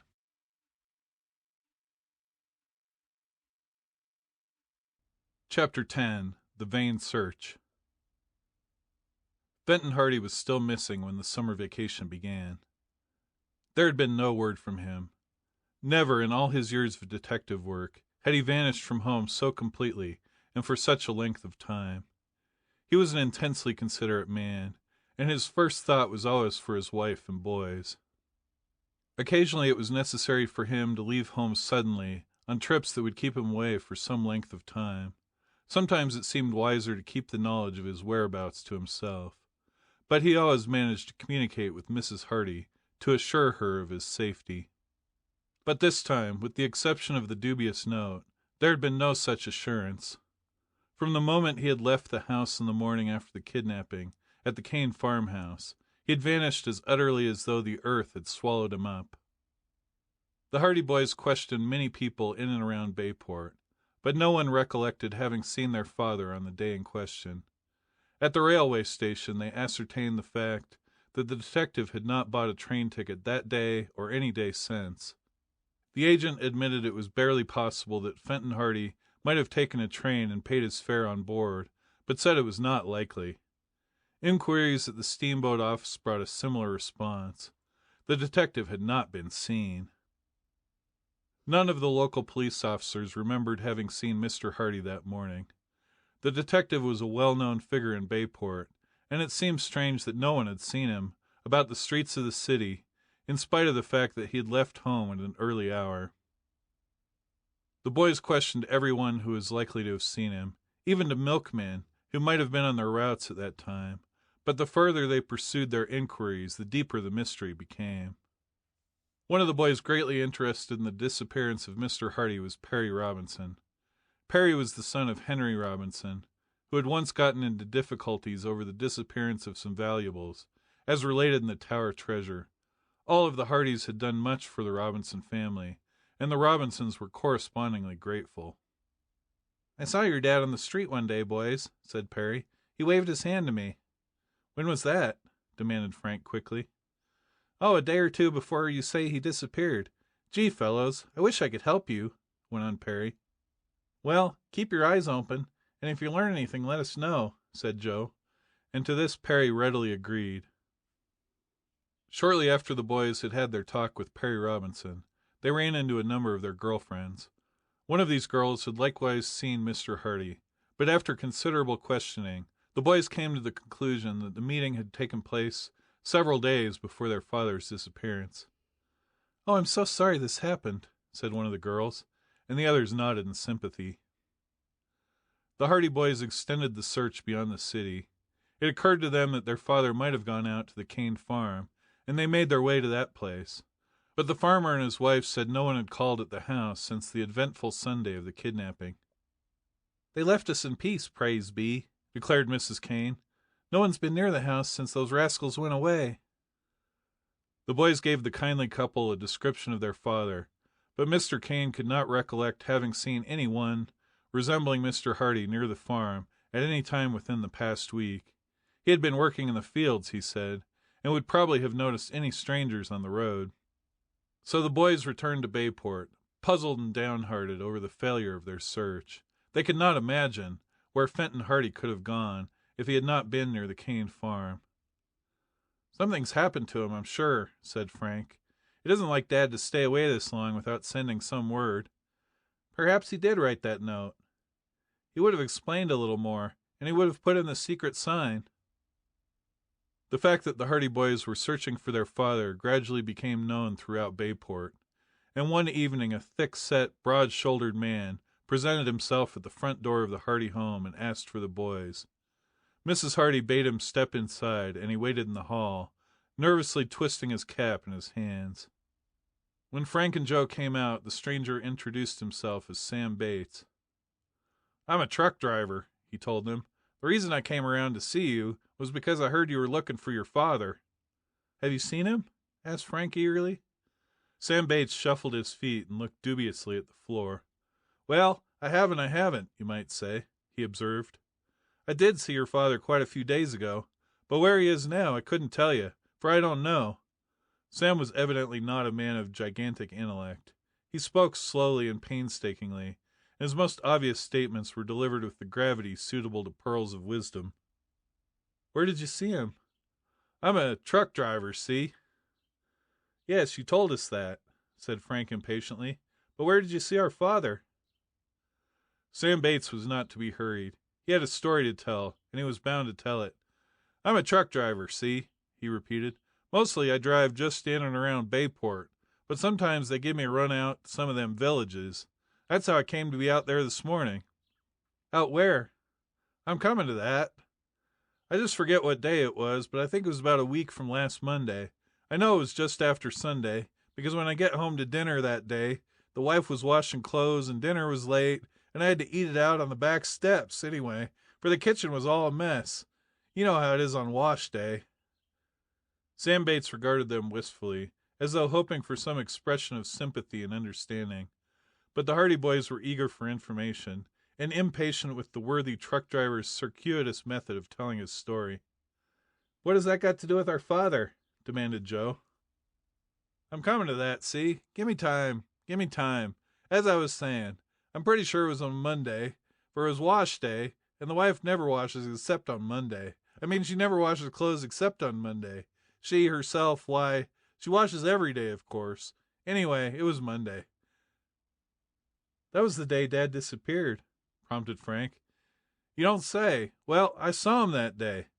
"Where?" "I'm coming to that. As I was saying, it was Monday, and when I went down to the garage, the boss, he says to me, says he, 'Sam, I want you to run a truckload of furniture down the shore road.' So I said, 'Well, boss, I guess that's what I'm here for.' So he told me that this here load of furniture had to go to one of them farmhouses away down near the point. So we loaded the truck, and I filled her up with gas, and away I went. It must have been about 9 o'clock by then, I guess." "And you went down the shore road?" "Sure, and it was a nice morning for driving, too. Anyway, I went out past the Tower Mansion, you know, Herb Applegate's place. Them people you and your father got back the Tower treasure for. And I was driving along without a care in the world, whistling away, quite happy like, when I sees that I was coming near that haunted house up on the cliff. You know the place, where old Palooka was murdered." "The Palooka place?" "Yeah. Well, anyway, I was coming by there, and I didn't drive slow either, for they say there's ghosts in that place, and I ain't taking no chances with nothing like that. So the truck was going along at quite a clip, when what should I see but a man walking along the road." "Dad." "Yeah, it was your father. Well, anyway, nobody ever said Sam Bates wouldn't give a guy a lift. So I slows down a bit, and I says, 'Hey, do you want to ride?' Just like that, see? Then this guy turned around, so I seen who it was. I didn't know until then, see? So when I seen who it was, I say, 'Good day, Mr. Hardy, would you like a lift?' But he thanked me and said he was just taking a little walk. So I drove on past him, and the last I seen of him, he was walking along beside the road." "Did he go down the lane to the Palooka place?" "I don't know whether he did or not. He hadn't quite reached the lane when I seen him last.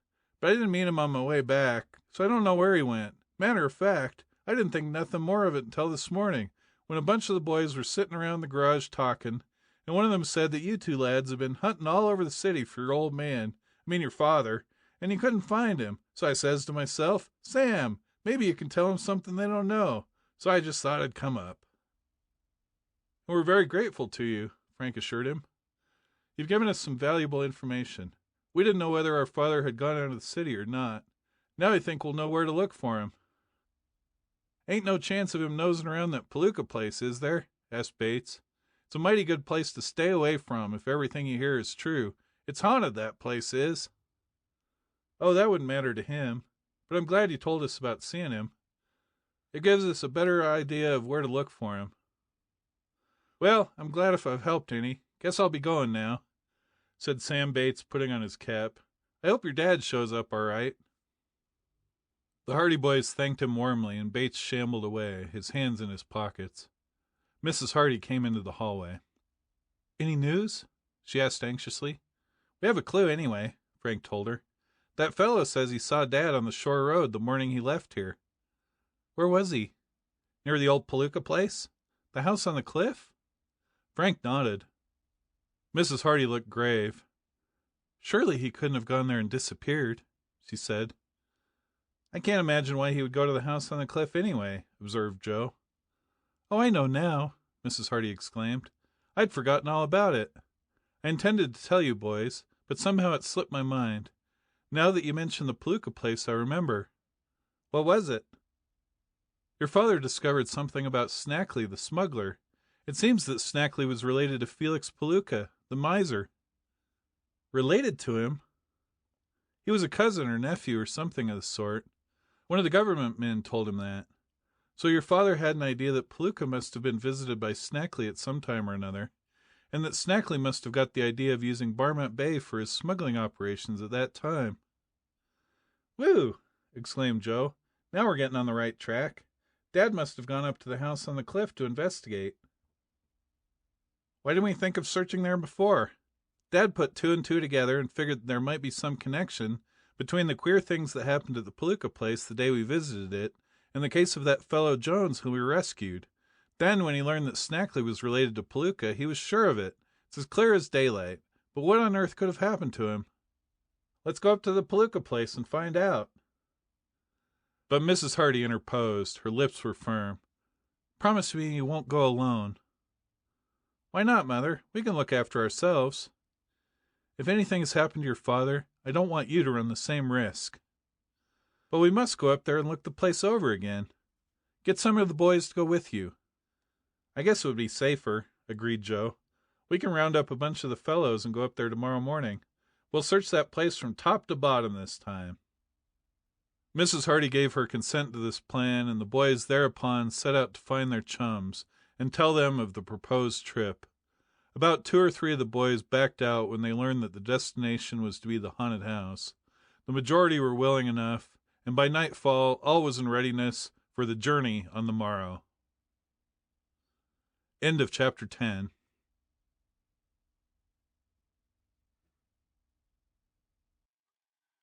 Chapter 11. The Cap on the Peg. Next morning the searching party set out. Jerry Gilroy had not got over the scare he had received on the remarkable Saturday of the boys' first visit to the house on the cliff, and he did not show up. But Chet Morton and Biff Hooper appeared, with Phil Cohn and Tony Preto, 2 more of the Hardy Boys' chums at the Bayport High School. Chet had his motorcycle, and the party left the Hardy homes shortly after breakfast, each machine carrying 2. Before they left, Frank explained the situation fully to the others. "We know that Dad was last seen near the Palooka place, and we have every reason to believe that he left here with the intention of searching the house. He hasn't shown up since, and no person has seen him, so there may have been foul play." "If there's any trace of him around the Palooka place, we'll find it," declared Chet. "It will take a mighty lively ghost to scare us away this time." The 3 motorcycles went out of Bayport past the Tower Mansion, sped along the shore road. There was little talk among the boys. Each realized that this was not a pleasure outing, but a serious mission, and each recognized the importance of it. The Hardy Boys had every confidence in their companions.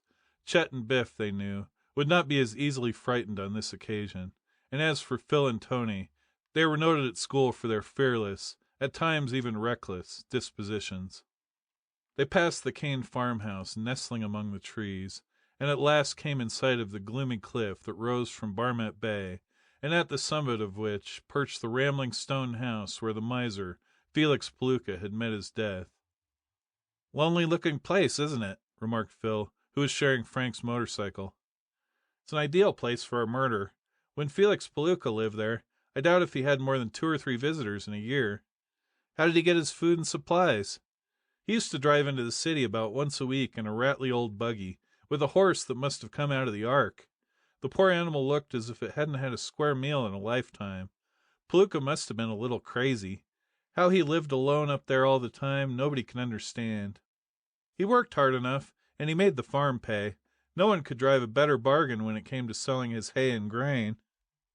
Phil looked with interest at the old gray house, that could be seen more clearly now that they were approaching it. When they were still some distance from the lane, however, Frank brought his motorcycle to a stop, and signaled to the others to do likewise. "What's the idea?" Chet asked. "We'd better sneak up on the place quietly. If we go any farther, they'll hear the motorcycles. That is, if there's anyone at the place. We'll leave them here under the trees and go ahead on foot." The motorcycles were accordingly hidden in a clump of bushes beside the road, and the 6 boys went on toward the lane. "We'll separate here," Frank decided. 3 of us will take one side of the lane, and the rest will take the other side. Keep to the bushes as much as possible, and when we get near the house, lay low for a while and watch the place. When I whistle, we can come out from under cover and go on up to the house." "That's a good plan," approved Tony. "Joe and Biff and I, We'll go on to the left side of the road." "Good. Chet and Phil and I will take the other side. Remember to keep out of sight of the house as much as possible." The boys entered the lane, then separated according to the agreement they had made. One group plunged into the weeds and undergrowth at the edge of the lane, on one side, while the others pushed into the bushes at the opposite side. In a few minutes each group was lost to view, and only an occasional snapping and crackling of branches indicated their presence in the heavy undergrowth that flanked the lane. Frank advanced cautiously. The brushwood was much deeper than he had anticipated, and they made slow progress, for he was desirous of creeping up on the house with as little noise as possible. The undergrowth was thick and hampered their movements. They made their way forward, step by step, keeping well in from the lane, and after about 10 minutes Frank raised his hand as a warning to the others. Through the dense thickets he had caught a glimpse of the house. They went on cautiously until they reached the edge of the bushes, and there they crouched behind the screen of leaves, peeping out at the gloomy old stone building in the clearing. But at the first glance an expression of surprise crossed Frank's face. The Palooka house was evidently occupied. The weeds that had overgrown the yard on their last visit had been completely cleared away, the grass had been cut, and the tumble-down fence had been repaired. The gate, which had been hanging by one hinge, had been fixed, and the grass along the pathway had been trimmed. A similar change had overtaken the house. There was glass in all the windows, and the boards had been removed. The front door had been repaired, and the steps had been mended. Smoke was rising from the kitchen chimney. "There must be someone living here," whispered Chet. Frank was puzzled. He had not heard that anyone had taken the Palooka house. On account of the unenviable fame of the place, it was hardly likely that a new tenant could move in without arousing considerable comment in Bayport, but this had evidently happened. For a while the boys remained at the edge of the bushes watching the place. Then they saw a woman come out to the clothesline at the back of the house. She carried a basket of clothes, and these she began hanging up on the line. Shortly afterward a man came out, strode across the yard to the woodshed, and began chopping wood. The boys looked at one another in consternation. They had expected to find the same sinister and deserted place they had visited previously. Instead, they had arrived on a scene of domestic peace and comfort. They could not understand it. "Not much use in staying in hiding," whispered Frank. "Let's get together and walk right up and question these people." He gave a low whistle, then emerged from the bushes into the lane. His companions followed. In a short time they were joined by Joe and the other boys. All were deeply puzzled by the remarkable change that had come over the Palooka place. "This beats anything I ever heard of," declared Joe. "It looks as if some farmer has taken the place, but it's queer we hadn't heard of it. Everybody in Bayport would be talking about it if they knew that someone had nerve enough to take over the Palooka farm." "I'm not satisfied yet," Frank said. "We'll go up and question these people." Accordingly, the 6 boys walked boldly out of the lane and across the yard. The man in the woodshed saw them first and put down his axe, staring at them with an expression of annoyance on his face. The woman at the clothesline heard their footsteps and turned, facing them, her hands upon her hips. She was hard-faced and tight-lipped, with gaunt features. She was not prepossessing, and her untidy garb did not impress the boys favorably. "What do you want?" demanded the man, emerging from the woodshed. He was short and thin, with close-cropped hair, and he was in need of a shave. His complexion was swarthy, and he had narrow eyes under coarse black brows. His manner was far from polite as he advanced upon the boys. At the same time another man came out of the kitchen and stood on the steps. He was stout and red-haired, and had a thick mustache. As he stood there in his shirt-sleeves, he glared pugnaciously at the sextet. "Yeah, what's the big idea?" he asked. "We didn't know anyone was living here," explained Frank, edging over to the kitchen door. He wanted to get a look inside the house, if possible. "Well, there is," said the red-haired man. "We're living here now, and I can't see that it's any of your business. What are you snooping around here for?" "We aren't snooping," said Frank quietly. "We are looking for a man who has disappeared from Bayport." "Humph!" grunted the woman. "What makes you think he might be around here?" asked the red-headed man. "He was last seen in this neighborhood."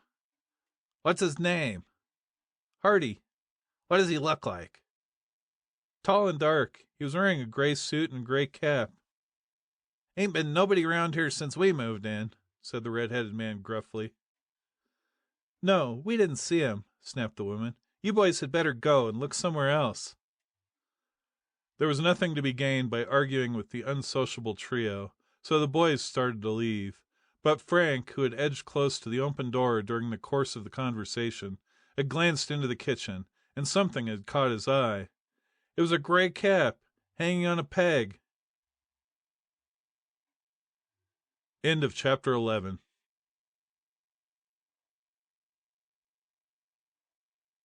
Chapter 12. Pointed Questions. Frank thought quickly. He must ascertain the truth. The cap, he was almost sure, was the one his father had worn on the morning he had left home.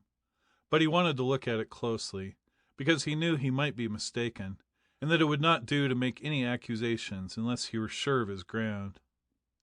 "I'm very thirsty," he said quickly. "Do you mind if I have a drink?" Redhead and the woman looked at one another without enthusiasm. It was plain that they wished to get rid of their visitors as soon as possible, but they could not refuse such an innocent and reasonable request. "Come into the kitchen," said Redhead grudgingly. This was just what Frank wanted. He followed the man into the kitchen of the Palooka place. Redhead pointed to a water tap. A dipper was hanging from a nail nearby. "Go ahead," he grunted. Frank went over to the tap, and as he did so he passed the cap on the peg. He took a swift look at the cap. He had made no mistake. It was his father's. Then he received a shock that almost stunned him. For a second he almost stopped in his tracks, but then he recollected himself and moved mechanically on toward the tap. He had seen blood stains. On the lower edge of the cap were 3 large stains, reddish in color. They could have been made by nothing but blood.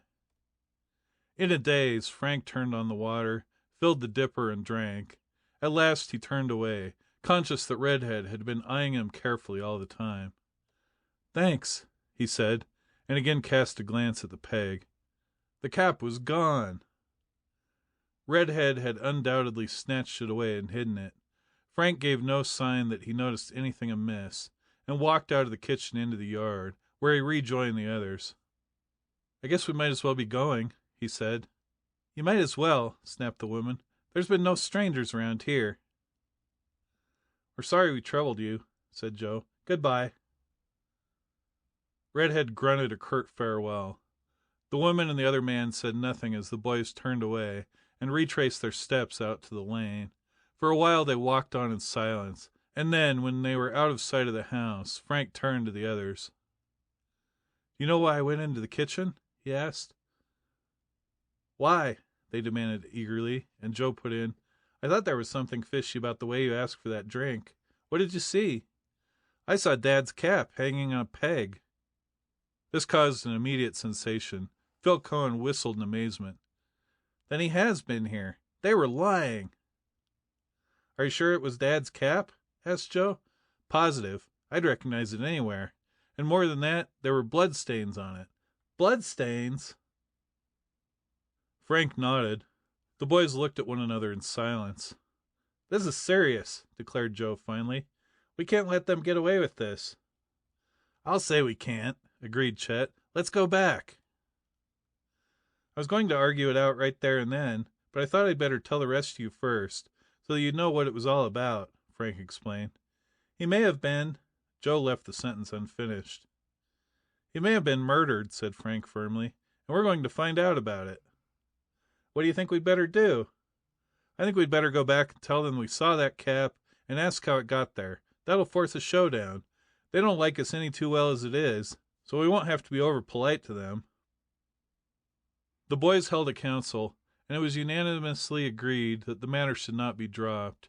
Each was of the opinion that the trio now occupying the house on the cliff were far from savory, and that the fact of Fenton Hardy's cap being seen in the kitchen was a clue of first-rate importance.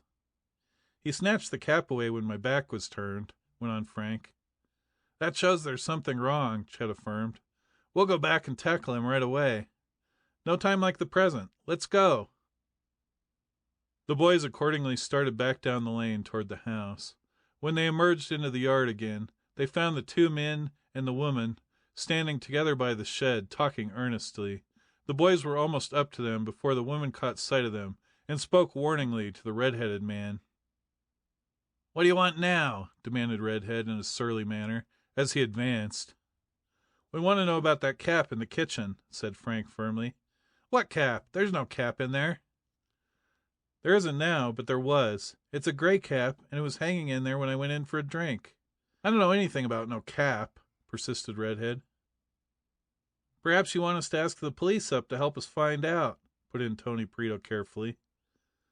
Redhead glanced meaningly at the woman. The other man stepped forward. "I know the cap he means," he said. "It's mine. What about it?" "It isn't yours, and you know it," declared Frank. "That cap belongs to the man we're looking for." "I tell you it is my cap," snapped the swarthy man, showing his yellow teeth in a snarl. "Don't tell me I'm lying." Redhead stepped forward diplomatically. "You're mistaken, Klein," he said. "I know the cap they mean. That's the one I found on the road a few days ago." "You found it?"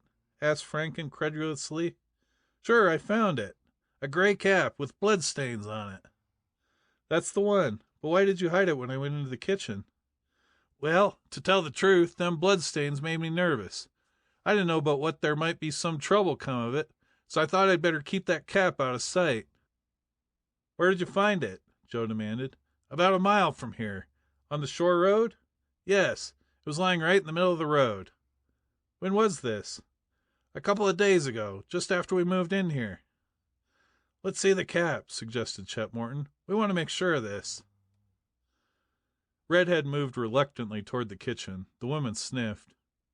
"I don't see why you're making all this fuss about an old cap," she said. "Coming around at this hour of the day, disturbing honest folk." "We're sorry to disturb you, ma'am," said Joe, "but this is a serious matter." Redhead emerged from the house holding the cap in one hand. He tossed it over to the boys. They examined it eagerly. Frank turned back the inside flap, and there he found what he was looking for, the initials F.H., imprinted in indelible ink on the leather band. "It's Dad's cap, all right." "I don't like the look of those bloodstains," said Joe in a low voice. "He must have been badly hurt." To tell the truth, the inside of the cap gave evidence that the wearer had been severely injured, for the bloodstains were of large extent. The boys examined them gravely. "Are you sure you found this on the road?" Frank asked doubtfully. "You don't think I'd lie about it, do you?" "We can't very well contradict you. I don't mind telling you that we're going to turn this over to the police. This man has disappeared, and by the appearance of this cap, he has met with foul play. If you know anything about it, you better speak up now." "He doesn't know anything about it," shrilled the woman angrily. "Go away, and don't bother us. Didn't he tell you he found the cap on the road? Why should he know anything more about it than that?" "We're going to take this cap with us." "Take it," snapped Redhead. "I don't want it." The boys turned away. Nothing further was to be gained by questioning the trio in the yard, and at any rate the lads had gained possession of the cap. "We'd better go," said Frank in a low voice. They went back toward the lane. As they entered it, they cast a last glance back at the yard. The woman and the two men were standing just where they had left them. The woman was motionless, her hands on her hips. Redhead was standing with his arms folded, and the swarthy man was leaning on the axe. All three were gazing intently and silently after the departing boys. End of chapter 12.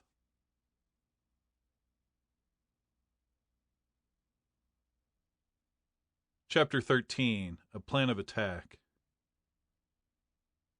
Back in Bayport, the boys discussed their visit to the house on the cliff from all angles. None was satisfied with the explanation the red-headed man had given about the presence of the blood-stained cap in the house. "I'm sure he knows more about it than he cares to tell," declared Frank. "The other chap started to claim it at first, and then he stepped in with his story," Chet pointed out. "That's the most suspicious part of it. And then, when I went into the kitchen in the first place, why should he have hidden the cap?" "It's a mighty mysterious thing," Joe said.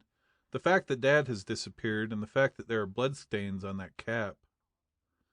"We ought to turn it over to Chief Kolig," suggested Phil. The boys looked at one another doubtfully. Chief of Police Colig was a fat, pompous official who had never been blessed by a superabundance of brains. His chief satellite and aide-de-camp was Oscar Smuff, a detective of the Bayport police force. As Chet was fond of remarking, if you put both our brains together, you'd have enough for a half-wit. I don't think it would do too much good, said Frank, but it wouldn't do any harm either. Colig might be able to throw a scare into them anyway, if he went up to that house and began asking questions. The boys, therefore, trooped down to the police station, and after stating their business to the desk sergeant, were admitted to the chief's private office. They found Chief Colig and Detective Smuff deep in a game of checkers. "It's your move, Smuff," said the chief. "What is it, boys?" he demanded, looking up. Frank, producing the blood-stained cap, explained how and where it had been found. Smuff, in the meantime, scratched his head diligently for a while, then captured one of his opponent's kings. Chief Colig grunted, whether in disappointment at the loss of the king, or in acknowledgment of the information about the cap, the boys could not say. "So it's Fenton Hardy's cap, eh?" asked the chief. "It's his, all right." "And what do you think has happened to him?" "We don't know. That's what we want you to help find out. But by the look of this cap, we're afraid there's been foul play." "Just a minute, Smuff, just a minute." The chief contemplated the checkerboard for a few minutes, then made a move. He settled back in his chair. "Now try and beat that," he said, and looked up at the boys again. "What do you want me to do?" he inquired. "Help us find him." The chief regarded them benevolently. "Maybe he'll show up in a day or two." "He's been missing long enough already," protested Joe. "We want you to go up to the Palooka place and question those people. They know more about the affair than they care to tell." "The Palooka place!" exclaimed the chief, pursing his lips. "Well, you say it ain't in the city limits." "But Fenton Hardy is a Bayport citizen. What do you think about it, Smuff?" "Just a minute. It's my move." Smuff meditated over the checkerboard for a while, made his move, then looked up judiciously. "To tell you the truth, Chief," he said, "I think we'd be just as well staying away from that Palooka place. There's been queer stories about it." "That's what I think," agreed the chief. "Do you mean to say you won't help us look for him?" exclaimed Frank. "Oh, we'll keep our eyes open," the chief promised. "But he'll show up all right. He'll show up. Don't worry." "He'll never show up if we wait for the Bayport Police Department to get into action," declared Chet warmly. "Is that so?" said Chief Colig, nettled. "Of course, Chief," said Frank smoothly. "If you're afraid to go up to the Palooka place just because it's supposed to be haunted, don't bother. We can tell the newspapers that we believe our father has met with foul play, and that you won't bother to look into the matter, but don't let us disturb you at all."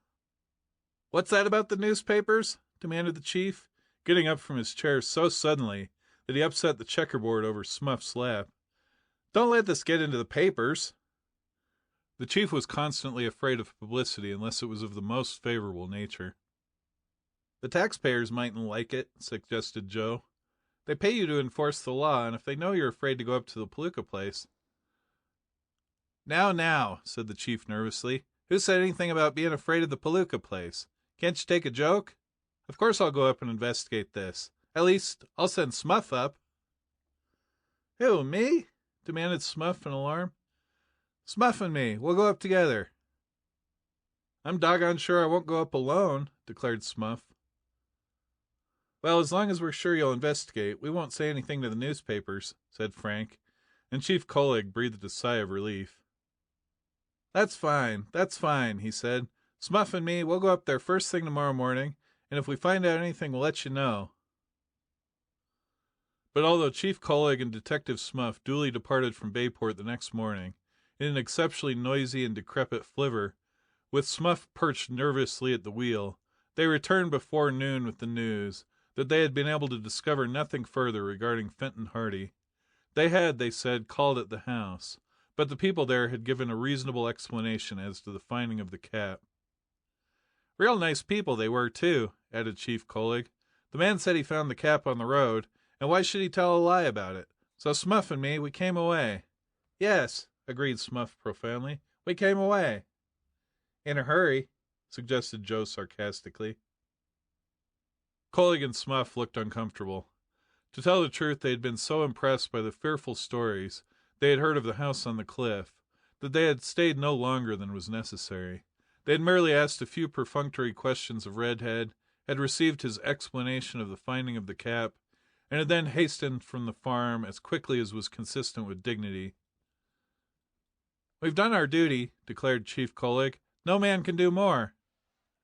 And with that the boys had to be content. But they were not satisfied. "There's some connection between this smuggling outfit and the house on the cliff," declared Frank. "This man Snackley is mixed up in all this, I'm sure." "Didn't Mother say he was related to Felix Palooka?" "Yes, and isn't it likely they inherited the Palooka farm after the old miser died? Perhaps that's what's encouraged him to move his smuggling operations here. Perhaps Snackley was one of the two men we saw at the farm." "I wouldn't be surprised," said Frank. "What I'm thinking of is this. Where did these two motorboats come from that day Jones was shot? We didn't see them out in the bay. They seemed to come right out from under the cliff."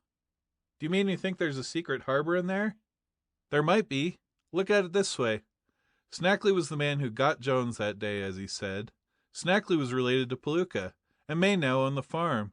Snackley has been smuggling in Barmet Bay from some base that the government men have been unable to find. Perhaps that base is the Palooka farm."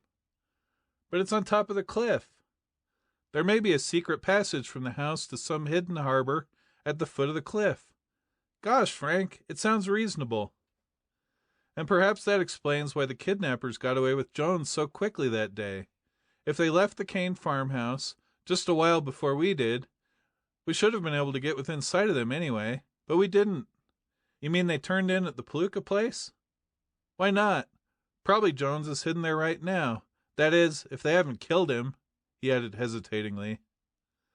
"But what could have happened to Dad?" "That's what we're going to find out. What do you say to asking Tony if his father will lend us his motorboat and let us investigate the foot of that cliff?" "What do you expect to find?" "We'll find out if there's any place where motorboats could be hidden. And if we get any information, we can turn it over to the government officials and have the Palooka place raided. Then we'll get some satisfaction out of it anyway, and perhaps find out what happened to Dad." End of chapter 13.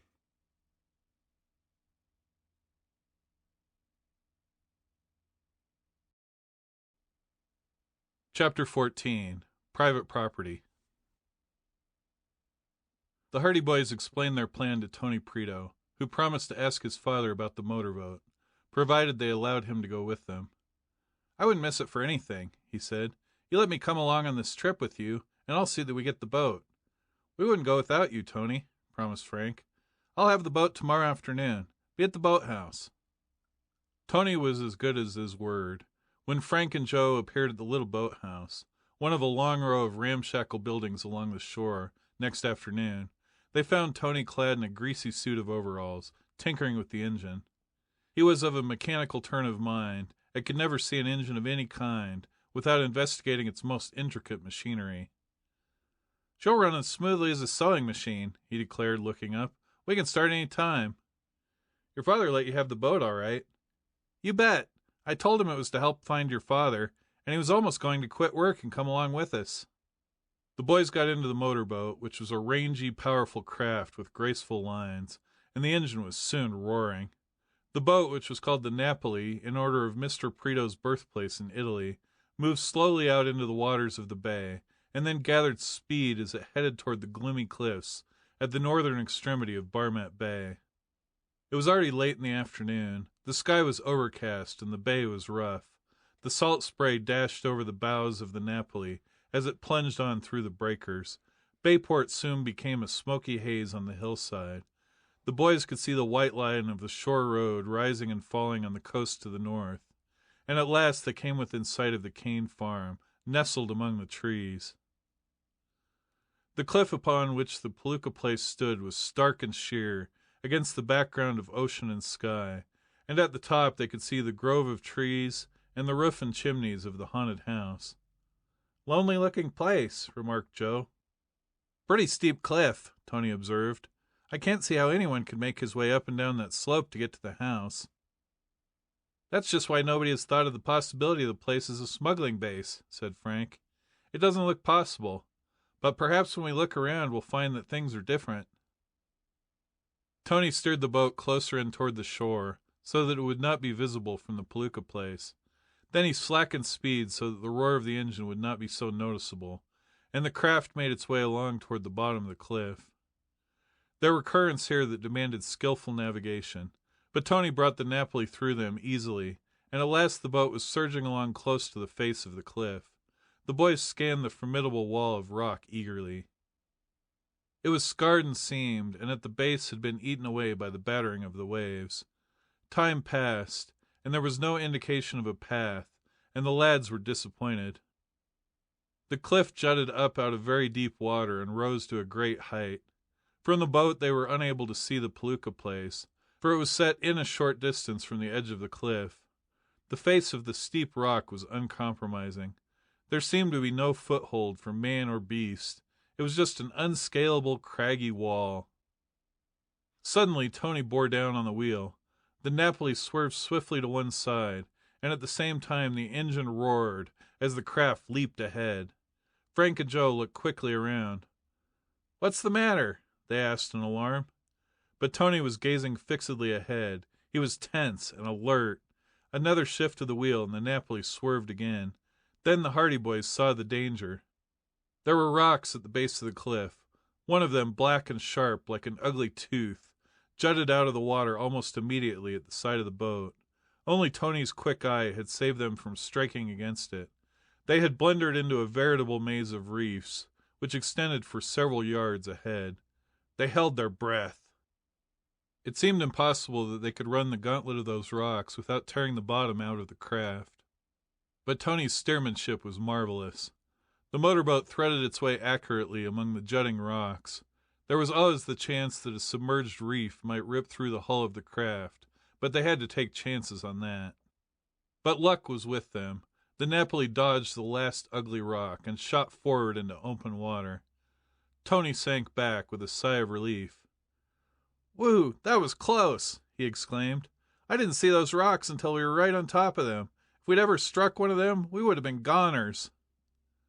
The Hardy boys believed him. Angry waves dashed against the base of the cliff. They would not have lived more than a few minutes if they'd been wrecked in this place. They would have been battered to pieces against the rocks. Suddenly, before them, they saw an opening in the side of the cliff. It was a long, narrow cove. The entrance was like the neck of a bottle, widening as it led into the cliff, and was overshadowed by jutting rocks. It had been quite invisible up to this time, and the boat had gone only a few yards further before it became invisible again. So well was the opening hidden by the rocks. "Here's a find!" exclaimed Frank in excitement. "Let's turn back and see where this goes to." Tony swung the boat around, and the craft slowly made its way toward the hidden cove. Soon the opening in the cliff came into view again. "It's just large enough for the boat to go through," said Tony. "Want me to try it?" Frank nodded. "Go ahead." The nose of the boat turned toward this strange bay, and then the Napoli began to enter the cove. "Maybe I won't be able to get out again," said Tony suddenly. He looked ahead, but the passage widened into a bay of considerable extent, quite sufficient in size to enable him to turn the craft around once he had entered. So he continued. But the cove proved uninteresting. The sides were steep, although dense bushes grew about the base of the slopes, but there was no path, no trail, no indication that any human being had ever been in the place. Being protected from the wind, the water was calm. The echoes of the motorboat's engine were flung back from every side in a roaring volume. Suddenly Frank gave a gasp of surprise. Standing among the thickets at the base of the steepest slope was a man. He was very tall, and he wore a black felt hat, the wide brim of which obscured the upper part of his face. His countenance was tanned and weather-beaten. His lips were thin and cruel. He wore a short black jacket, and he stood with his hands plunged into the side pockets, and his feet spread wide apart, in the manner of a seaman. He was standing there quietly, gazing at them without a shadow of expression on his sinister face, as motionless as a statue. When he saw that he was observed, he called out, "Leave this place!" Tony throttled down the engine. The three boys stared at the man in the black hat, as though he were an apparition. "Leave this place," he repeated, in a curiously metallic voice. "We aren't doing any harm," replied Frank. "Not now," said the stranger, "but don't land here." "Why?" "You don't have to ask why. This is private property. You can't land here. You'd better leave at once." The boys hesitated. As though to emphasize his commands, the man in the black hat reached suddenly into his pocket and whipped out a wicked-looking revolver. Then he folded his arms, tapping the barrel of the revolver against one shoulder very deliberately. "Turn that boat around and get out of here," he snapped. "Don't come back. Don't ever come back. Don't ever try to land here. This is private property. If you ever do land here, you'll be shot." The boys were unarmed. They realized that nothing would be gained by argument. Tony slowly brought the boat around. "Goodbye," shouted Joe cheerfully. The stranger did not reply. He stood there, gazing fixedly after them, his arms still folded, still tapping the revolver against his shoulder, as the motorboat made its way out of the strange bay, out into open water. "Looks as if he didn't want us around," remarked Tony, as soon as the Napoli was out of the cove. "I'll say he didn't," exclaimed Frank. "What a wicked-looking customer he was. I expected to see him start popping at us with that gun of his before we got out."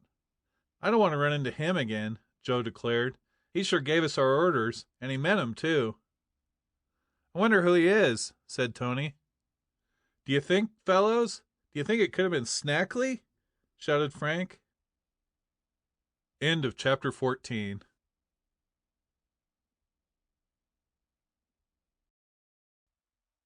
Chapter 15. Smugglers.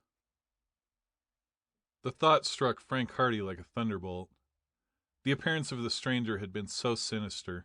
He was so evidently a lawless and desperate man, who was accustomed to being obeyed, and his presence in this place indicated too clearly that he had some connection with the house on the cliff, that Frank's deduction seemed quite logical.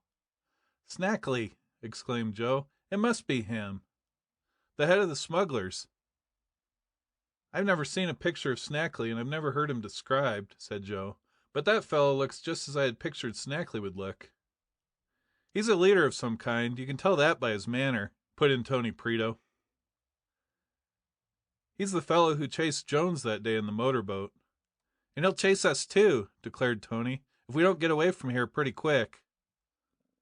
"Why should we go now?" demanded Frank. "We've stumbled on something important. That may be the Smuggler's Cove." "But how do they get to the house, if you think they have anything to do with the Palooka place?" asked Tony. "Those cliffs in there are mighty steep." "There must be some way that we don't know of. What do you say we hang around here for a while and see what we can do?" Tony became infected with the enthusiasm of the Hardy boys, and he readily agreed to keep the motorboat in the vicinity of the cliff, although it was decided that they should not remain too near, but cruise up and down the shore in case the sharp-eyed man should be watching them. "It was a good thing we didn't put up an argument with that fellow," said Frank at last. "I'll say it was," Tony agreed emphatically. "We didn't have much chance to argue with that revolver he had." "I don't mean that. He may think we were just out for a cruise, and accidentally wandered into that cove. If he knew we were hunting for Dad, he might have acted very differently." "That's true, too," said Joe. "Well, we won't go home just yet." It was late in the afternoon. The sky was overcast and twilight was falling. A cold wind blew in from the sea. The motorboat went some distance down the shore, and then they turned, and, keeping well out in the bay, went on up past the cliff once again. They kept a sharp eye on the location of the cove, and in spite of the fact that they knew just where it was, they were scarcely able to distinguish the narrow opening in the rocks. "No wonder the place hasn't been heard of more often," Frank said. "It looks like an unbroken wall of rock from this far out." "You've got to be careful around here, Tony," cried Joe. "First thing you know, we'll hit the rocks and be smashed." "That's right," added Frank. "It's pretty dangerous so close to the cliff." "Just leave it to me," came from their schoolmate. "I know how to handle this boat." It was true. Tony did know how to handle the motorboat. Yet several times they came perilously close to the rocks, over which the waves were dashing. In fact, once there came a slight bump, followed by a grating sound, which made the hearts of all the boys leap into their mouths. "Narrow squeak, that," admitted Tony. "I guess I'd better keep out a little farther after all." "I certainly should," answered Frank. Although they cruised around for more than an hour, they saw not the slightest sign of life, either about the base of the cliff or on the Palooka place, which, keeping well out from shore as they did, they could plainly distinguish. As the gloom deepened, they felt that it was almost useless to continue, but Frank decided that they should wait a little longer. "Those fellows aren't likely to move around much in daylight. Night is the time for their operations," he pointed out. "We'll hang around for a while longer." Twilight deepened into darkness, and the lights of Bayport could be seen as a yellow haze through the mist, at the distant extremity of the bay. The cliff was but a dark smudge in the night, and the waves broke against the rocks with a lonely sound. Suddenly, through the darkness, they heard a muffled sound. Their own boat was running along quietly, and they listened. "Another boat," remarked Tony, in a whisper. It was, indeed, another motorboat, and it was near the base of the cliff. At last they could distinguish a faint light, and toward this light they began to move slowly. They were tense with excitement. Everything might depend on the events of the next few minutes. When they had gone in toward the cliff as far as they dared, creeping up from the west, they could make out the gloomy outline of the other motorboat, which was making its way slowly out of the very face of the cliff itself. At first they could not imagine how the craft had got in so close, nor where it was coming from.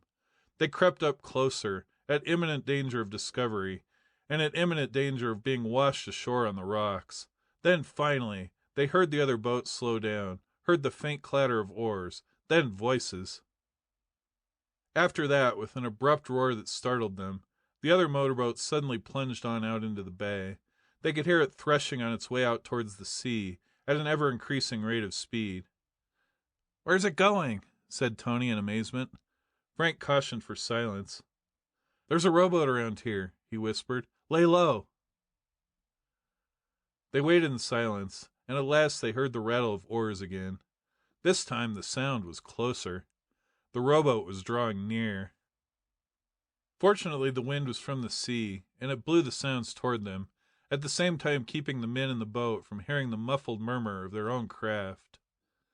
The rattle of oars continued, and at last the boys could see the dim shape of the boat through the gloom. Finally they could distinguish the words of the dark figures in the craft.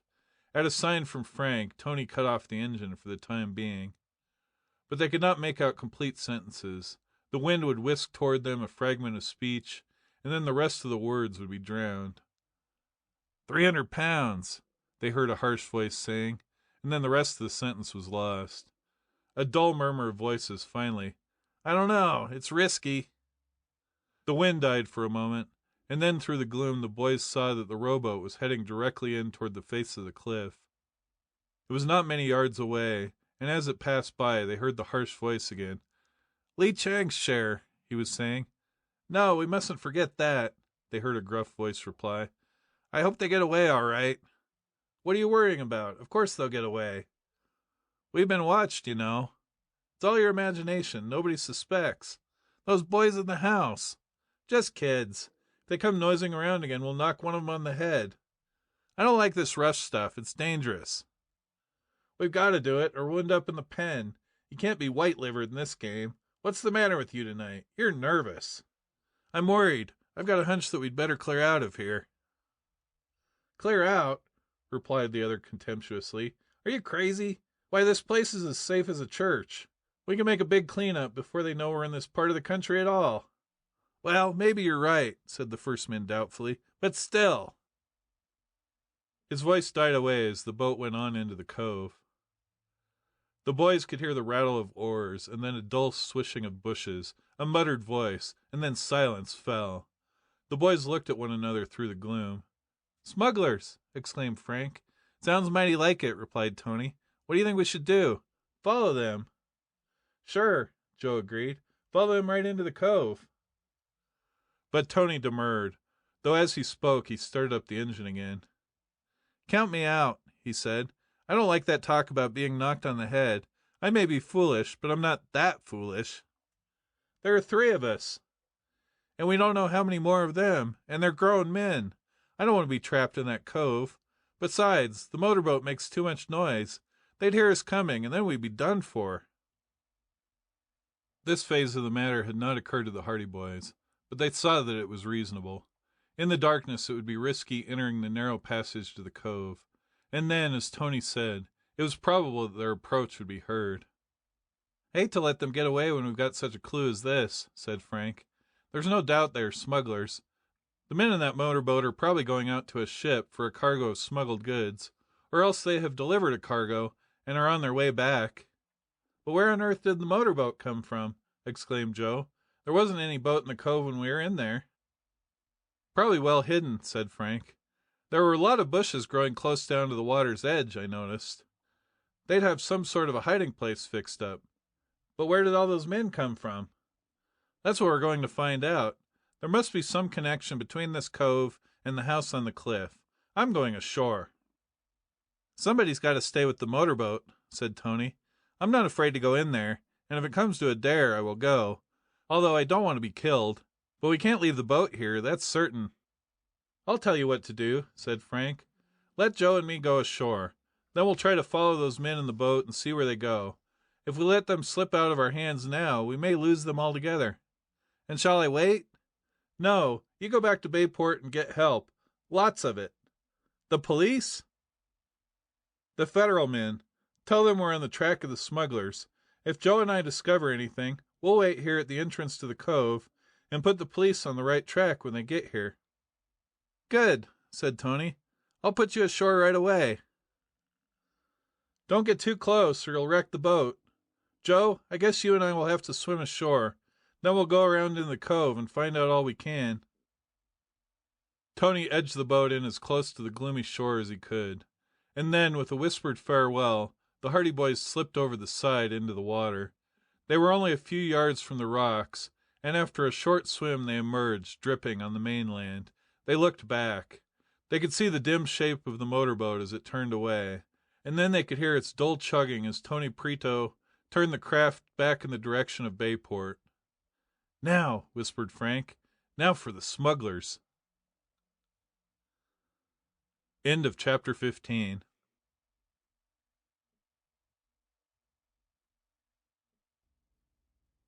Chapter 16. The Secret Passage. It was very dark. "I wish we had a light," whispered Joe. "I have a flashlight in my pocket, but we can't use it now. Those men may still be around." "Wouldn't the water spoil it?" "No, I have it in a waterproof case. We can feel our way around these rocks until we get into the cove." Cautiously the boys made their way along the treacherous rocks. Once Joe lost his footing and slipped into the water with a splash. Instantly both boys remained motionless, fearing the sound had attracted the attention of the men in the cove. But there was not a sound. Joe was ankle deep in water, but he clambered up on the rocks again, and they continued their journey.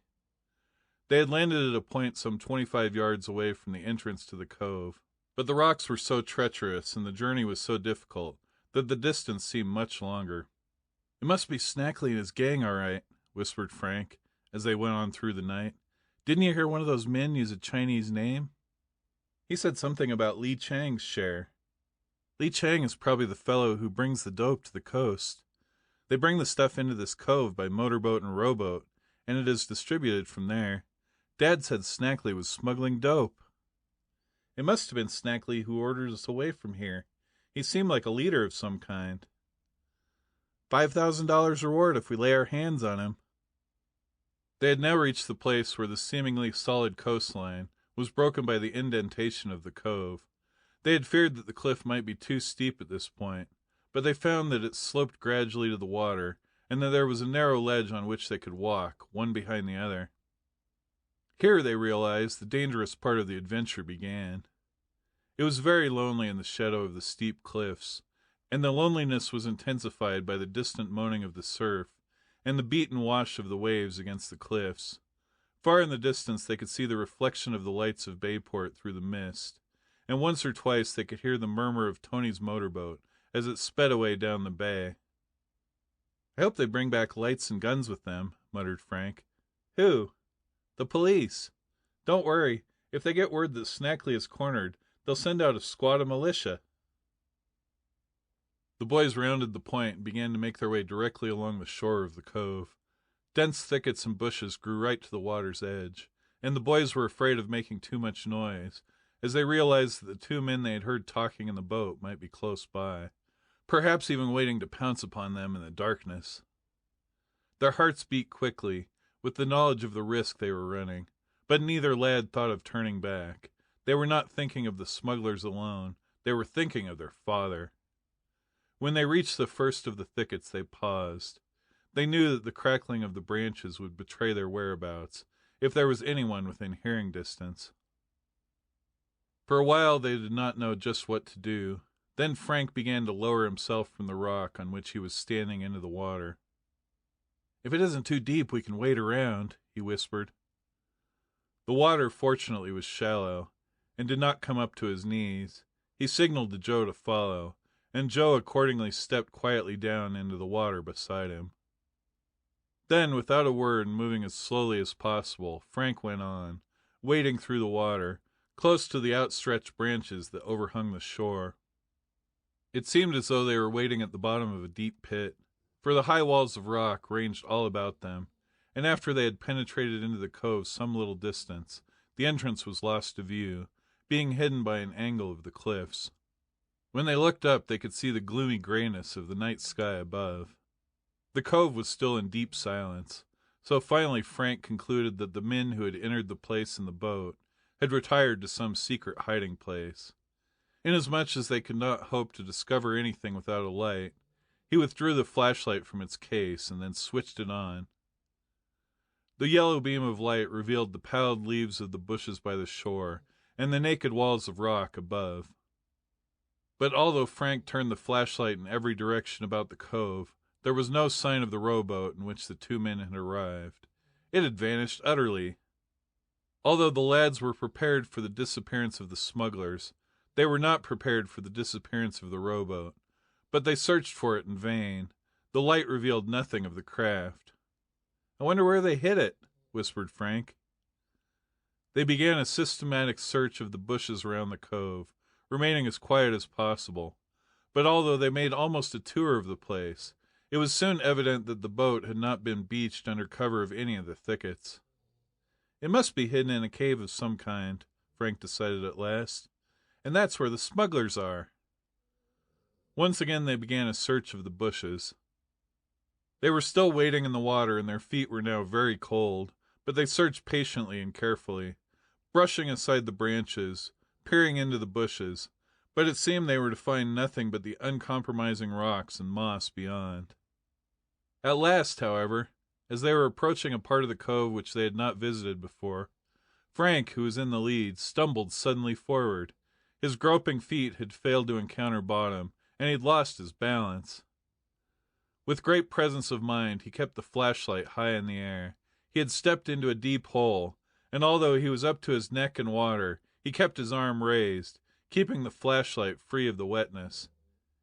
"Here, take the light," he gasped, in a hoarse whisper. Joe leaned over and grasped the flashlight. "Deep water here," muttered Frank, as he tried to scramble back into the shallows. But the hole into which he had fallen was a sudden drop, and it was necessary for Joe to grasp his brother's outstretched hand before he could regain the shallow water. At length, soaked to the skin, Frank again stood beside his brother. "Good thing it wasn't any deeper," he remarked. "The bottom is pretty level around here. It's funny there should be a deep hole like that." Frank gave a sudden exclamation. "I know how that came to be here," he whispered. "That's a channel. See how close it is to the shore? The water shouldn't be so deep right there." "Why should it be a channel?" "To let that motorboat get into shore, or the rowboat. They'd run aground otherwise. Give me the light. I'll bet we've found where that boat was hidden." He played the flashlight on the surface of the water, and then they could see clearly that the bottom of the cove was broken by a deep channel at that point, several feet in width, leading directly toward a clump of bushes at the shore. Keeping well to the side of the channel and in the shallow water, the Hardy boys made their way over to the bushes. Then, when the beam of the flashlight was cast on the dense covert of branches, the mystery was clear. Beyond the bushes was a dark opening in the rock. "A cave!" exclaimed Frank in a suppressed tone. It was so cleverly concealed that it could not have been seen in the clear light of the day, except at close quarters. The glare of the flashlight, however, cast the dark opening into prominence behind the screen of leaves.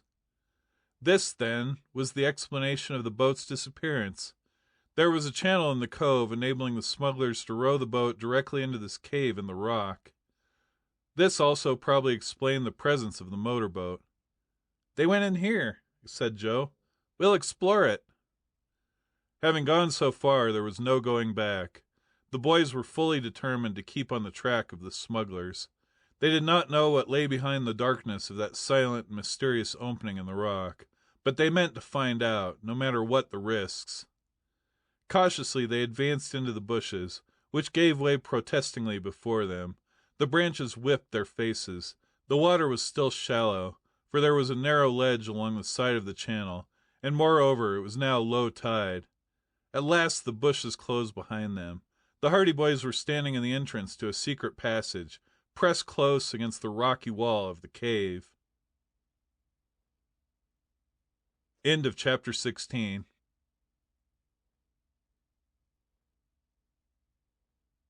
Chapter 17. The Chamber in the Cliff. Frank switched on the flashlight. The beam illuminated the depths of the dark passage.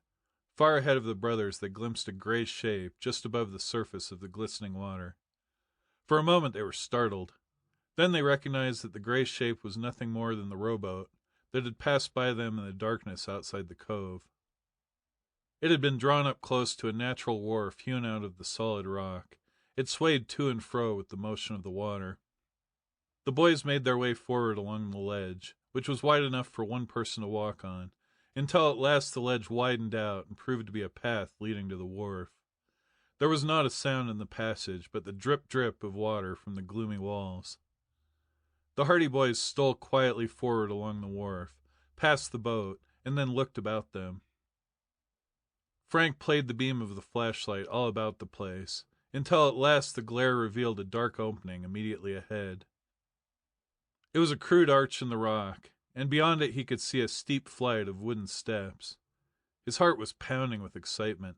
There was no doubt now that they had discovered the smuggler's secret. "We've found it," he whispered to Joe. "We've found the passage. This must be directly underneath the house on the cliff. We'll have to go quietly." The light cast strange shadows through the gloomy passage in the rocks. Water dripped from the walls. Water dripped from their clothing. They tiptoed quietly forward beneath the archway, until they reached the flight of steps. Then quietly, almost stealthily, they began to ascend. The place was in a death-like silence. It was as if they were in a tomb. So quiet was the strange stairway in the cliff that the boys could hardly believe that men had been there but a short while before. Step by step they ascended the stairs, and at last Frank's flashlight showed that they were approaching a door. It was set directly in a frame in the wall of rock at which the stairs ended. The passageway curved above them in a rocky ceiling. They stood on the steps outside the door. Should they enter? They did not know what lay beyond. They might be entering the very haunt of the smugglers. In fact, this was most probable, and in that event they would not have a chance of escape. For a while they remained there, not knowing whether to retreat or go on. Then Frank stepped forward. He pressed his ear against the door and listened intently. There was not a sound. He peered around the sides of the door to see if he could catch a glimpse of light. There was only darkness. At length he decided that there was no one immediately beyond the door, and he made up his mind to go ahead. He whispered his decision to Joe, who nodded. "I'm with you." The door was opened by a latch, and Frank tried it cautiously. At first it was obstinate. Then, with an abrupt clatter that echoed from wall to wall and seemed to the ears of the boys to create a hideous and deafening uproar, the latch snapped, and the door swung open. They did not immediately cross the threshold. Perhaps their approach had been heard. Perhaps the smugglers lay in wait for them beyond. So they remained there in silence for several minutes, listening for the slightest sound.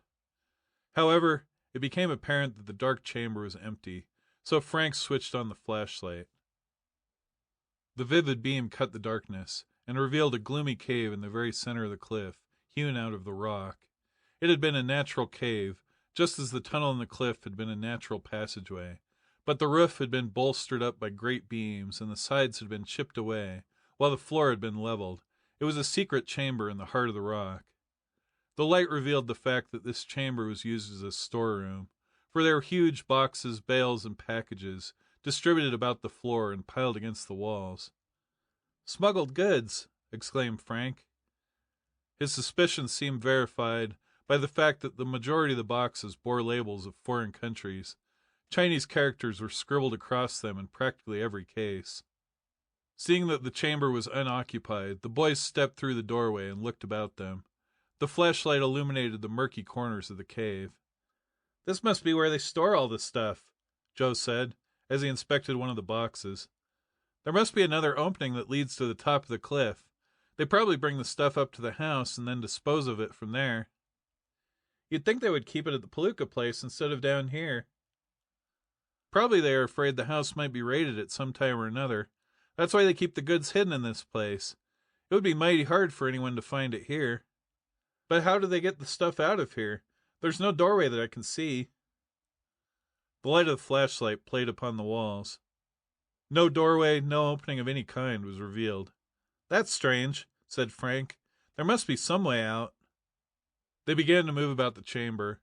Across some of the bales of goods had been thrown rich bolts of silk, while valuable tapestries were also lying carelessly on the floor. In one corner were 3 or 4 boxes piled on top of one another. Frank accidentally knocked the flashlight against one of these, and it gave forth a hollow sound. "It's empty," he said. An idea struck him that perhaps these boxes had been piled up to conceal some passage leading out of the secret chamber. He mentioned his suspicion to Joe. "But how could they pile the boxes up there after they went out?" his brother questioned. "The gang are smart enough for anything. Let's move these boxes away." He seized the topmost box.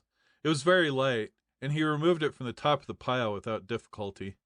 "I thought so," exclaimed Frank with satisfaction. For the light revealed the top of a door, which had hitherto been hidden from view. The boys lost no time in moving the rest of the boxes, and the entire door was soon in sight. Then the boys discovered how it was possible for the boxes to be piled up in such a position, in spite of the fact that the smugglers had left the chamber and closed the door behind them. Attached to the bottom of the door was a small wooden platform that projected out some distance over the floor of the cave, and on this platform the boxes had been piled. "They are kept here all the time as a blind," he said. "Whenever anyone leaves the cave and closes the door, the boxes swing in with the platform, and it looks as though they were piled up on the floor." The ingenuity of the contrivance won their reluctant admiration. "What shall we do?" asked Joe, looking through the doorway into the darkness beyond. "Go ahead?" "We've come this far, and there's no sense in turning back. Let's go." Frank stepped on into the passage beyond. He had hardly switched on the flashlight, revealing a crude flight of stairs that led from the rocky landing, before he stiffened and laid a warning hand on his brother's arm. "Voices!" he whispered. They listened. They heard a man's voice in the distance. They could not distinguish what he was saying, for he was still too far away, but gradually the tones grew louder. Then, to their alarm, they heard footsteps. Hastily, they retreated into the secret chamber. "Quick! The door!" snapped Frank. They closed the door quietly. "Now, the boxes. If they come in here, they'll notice that the boxes have been moved. Quick!" Swiftly, the Hardy Boys began to pile the empty boxes back on the platform that projected from the bottom of the door.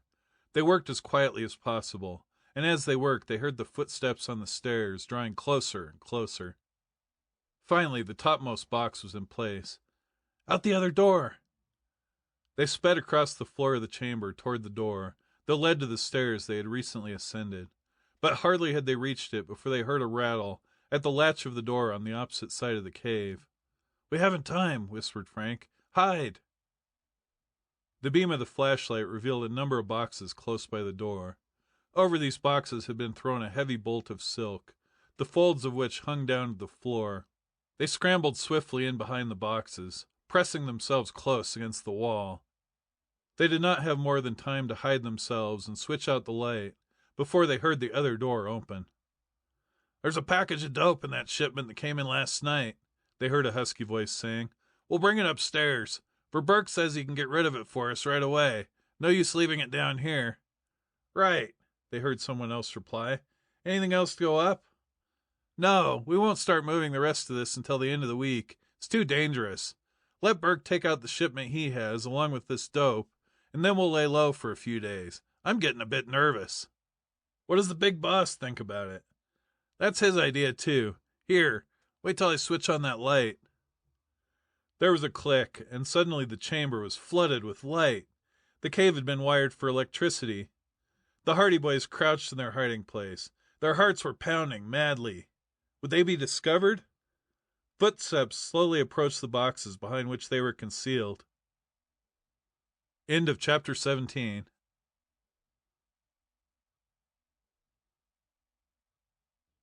Chapter 18. A Startling Discovery.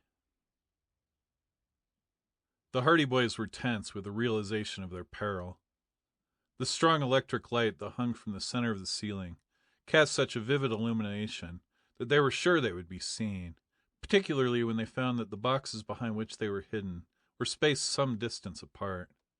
But for the folds of silk that hung down over the opening, they would certainly have been seen. "Here's some of that special silk," they heard the first man say. "Perhaps I'd better bring it up, too. Burke was saying he could handle some more silk." "We're done for," thought Frank. "If he ever comes close enough to pick up that silk, he'll see us, sure."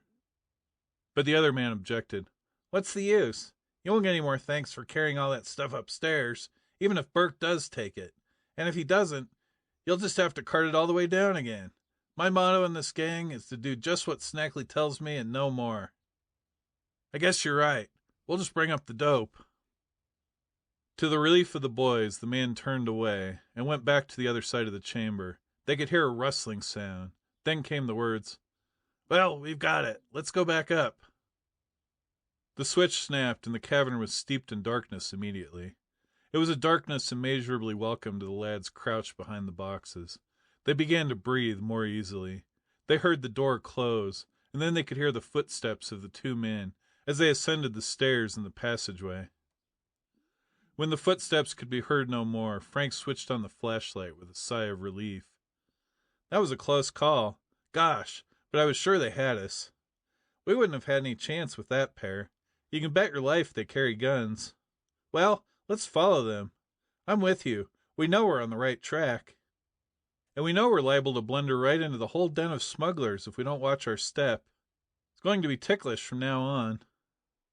"It can't be any more ticklish than it has been. I lived about 10 years while that pair was in here." They crossed the chamber and again opened the door. Cautiously they stepped out on the landing, closed the door behind them, and again confronted the flight of steps. "I'll go first," said Frank. "Stick close behind me."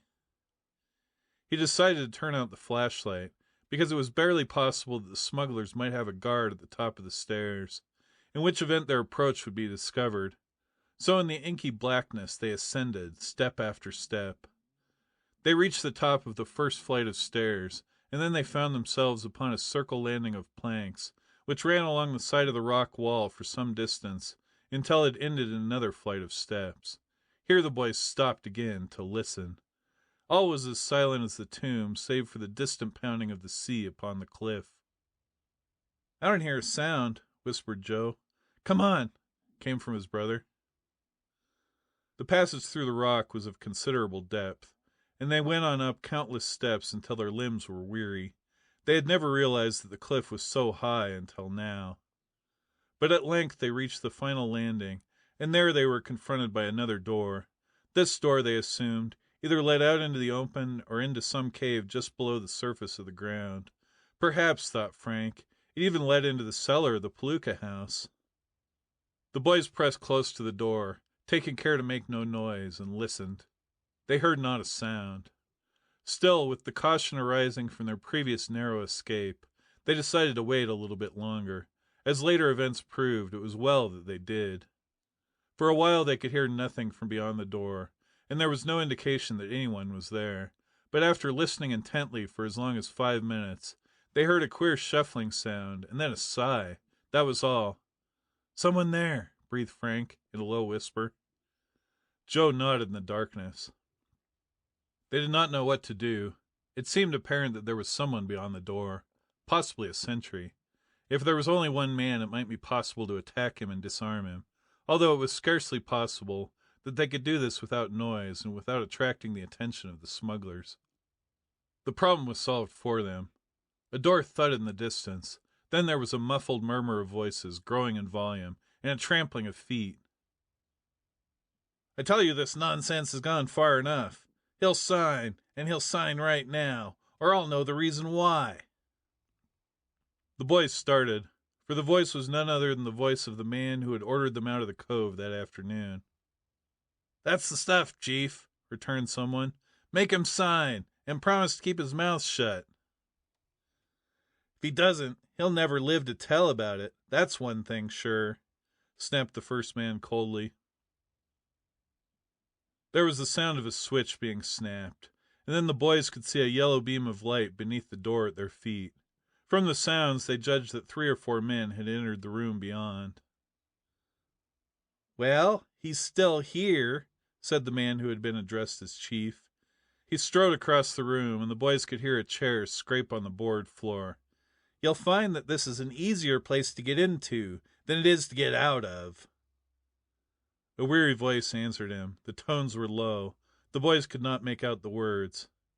"You're a prisoner here, and you'll be a prisoner here until you die, unless you sign that paper." Again the weary voice spoke, but as before, the tones were so low that the words were indistinguishable. "You won't sign, eh? We'll see about that. Wait till he goes hungry for a few days, and then he'll think differently," put in one of the other men. There was a hoarse laugh from his companions. "Yes, you'll be hungry enough before we're through with you. I can promise you that," said the harsh voice. "Are you going to sign?" "No," they heard the prisoner in the other room answer. Who is this man who was evidently held captive by the smugglers in the underground room? The same thought was in the mind of each boy as he listened to the conversation. "You know too much about us. You've found out too much, and we'll never let you get out of here to use your information. You may as well get that straight. You've read that paper. If you don't sign it, you will starve." The prisoner evidently did not reply. "Give him a taste of the hot iron," suggested one of the smugglers. "No, nothing like that. It's too crude. I'm giving him this chance. He can sign this paper now or take the consequences." Still there was no reply. "Getting obstinate, are you? Won't you even answer me?" The leader of the gang was evidently getting angry. Suddenly he shouted out, "Sign this paper, Hardy, or you'll starve, as sure as my name is Snackley." End of chapter 18.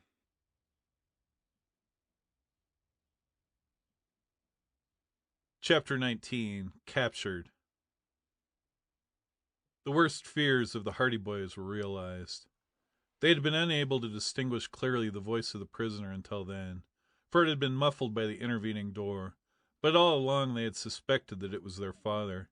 Now they knew, and they knew also that he was a captive of Snackley, the head of the gang of smugglers. Joe gave a perceptible start, but Frank laid a warning hand upon his brother's arm. Now, of all times, there was need for caution. They listened. "I won't sign it," replied Fenton Hardy clearly. Snackley replied, "You heard what I said. Sign or starve." "I'll starve." "You'll think differently in a day or two. You're pretty hungry now, Hardy, but you'll be a lot hungrier later on. And thirsty, too. You'll be ready to sell your soul for a drop of water or a bite to eat." "I won't sign." "After all, we're not asking very much. You've discovered a number of things that we want you to forget about.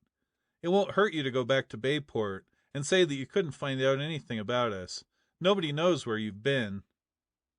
"I found out all I wanted to know about you, Snackley. I've got enough evidence to send you to the penitentiary for the rest of your life, and I have more than that." "What do you mean, more than that?" "I know enough to have you sent to the electric chair." There was a sudden commotion in the room, and 2 or 3 of the smugglers began talking at once. "You're crazy!" shouted Snackley, but there was a current of uneasiness in his voice. "You're crazy! You don't know anything about me." "I know enough to have you sent up for murder." "All the more reason why you're not going to get out of here without signing this paper. You can count yourself lucky you have even this chance of getting out alive. By all rights, we should knock you on the head and heave you over the cliff into the sea." "I won't sign." "Don't be foolish. All we ask you to do is agree that you won't make use of the information you have. I admit that you've stumbled on some of our secrets, and we can't afford to turn you loose and have the federal agents about our ears in no time." "You must trust me very much. What is to prevent me from signing that paper and then going back on my word?" asked Fenton Hardy curiously. "We know you too well, Hardy. We know that if you signed that promise, you would keep it." "Exactly, and that is why I won't sign it. I won't be doing my duty if I agreed to any scheme that would protect you." "How about your family? Are you doing your duty to them by being so obstinate?" There was silence for a while. Then Fenton Hardy answered slowly. "They would rather know that I died doing my duty than have me come back to them as a protector of smugglers and criminals." "You have a very high sense of duty," sneered Snackley, "but perhaps you'll think better of it after a while. Are you thirsty?" There was no reply. "Are you hungry?" Still no answer. "You know you are." "And you'll be hungrier and thirstier before we are through with you. We'll put food and water in your sight, but you won't be able to reach it. You'll die of thirst and starvation, unless you sign that paper." "I'll never sign it." "All right. Come on, men. We'll leave him to himself and give him some time to think about it." Footsteps resounded as Snackley and the others began to leave the room, and finally they died away and a door banged. Fenton Hardy was left alone. Joe made a sudden move toward the door, but Frank restrained him. "Not just yet," he cautioned. "They may have left someone to guard him." So the boys waited, listening intently at the door. But there were no further sounds from within the room. At length, satisfied that his father had indeed been left alone, Frank fumbled for the latch of the door. Noiselessly he managed to open it. He pressed in on the door until it was open about an inch. Then he peeped through the aperture. He found himself on the threshold of a sort of cellar, a damp and mouldy chamber, of about the same size as the storage room in the heart of the cliff, with the difference that whereas the first room was a cave in the rock, this place had been dug out of the earth. It was floored with planks, and a lone electric light cast a yellowish illumination over the scene. There was a crude table and a few chairs, while in one corner stood a small camp bed. On this bed he spied his father. Fenton Hardy was bound hand and foot to the cot, so tightly trussed up that he was unable to move more than a few inches in any direction. He was lying flat on his back, staring up at the muddy ceiling of his prison. On a chair beside the cot was a large sheet of paper, presumably the document the smugglers were asking him to sign. The detective did not hear the door open. As Frank looked at him, he was conscious of a change in the appearance of his father, a change that shocked him extremely. For Fenton Hardy was thin and pale, his cheeks were sunken, and he looked like a man who was famished for want of food. Frank opened the door a little wider and tiptoed into the room. Joe followed quietly. They knew that there was danger of the smugglers returning at any moment. They knew that they must work swiftly and quietly if they were to effect the release of their father. A slight sound attracted Fenton Hardy's attention, and he slowly turned his head. When his gaze rested on the figures of the 2 boys who were stealing across the floor toward him, he almost uttered an exclamation of amazement, but he managed to check the involuntary utterance, although his face lighted up with relief. Quickly the Hardy boys reached his bedside. Frank drew out his pocket knife, and without a word, without even a whisper, began to hack at the ropes that bound his father. But the knife was dull and the ropes were heavy. Joe had lost his knife in the water soon after they had left Bayport, and although he searched about the room, he was unable to find one, so he set himself to the laborious business of trying to untie the knots. Every moment was precious. At any second, the boys knew, they might hear the footsteps of the approaching smugglers. They worked with frantic caution, working against time. Frank hacked at the ropes, but the dull blades seemed to make little progress. Joe fumbled at the obstinate knots until his fingernails were broken, but he could scarcely loosen the strands. Minutes passed, slowly and agonizingly. Fenton Hardy could give no assistance. He had to lie there in silence, not daring even to encourage the lads by a whisper. The silence was broken only by the heavy breathing of the two boys, by the scarcely audible sound of the knife against the ropes. At last the knife cut through one of the ropes, and Fenton Hardy's feet were free. Frank pulled the ropes away, but a loose end fell on the floor with a light sound. Slight as the noise was, it seemed to them almost deafening, in view of the necessity for silence. Desperately, Frank prepared to set to work to cut through the ropes that bound Fenton Hardy's arms, and even as he reached over with the knife, they heard a sound that sent a thrill of terror through them.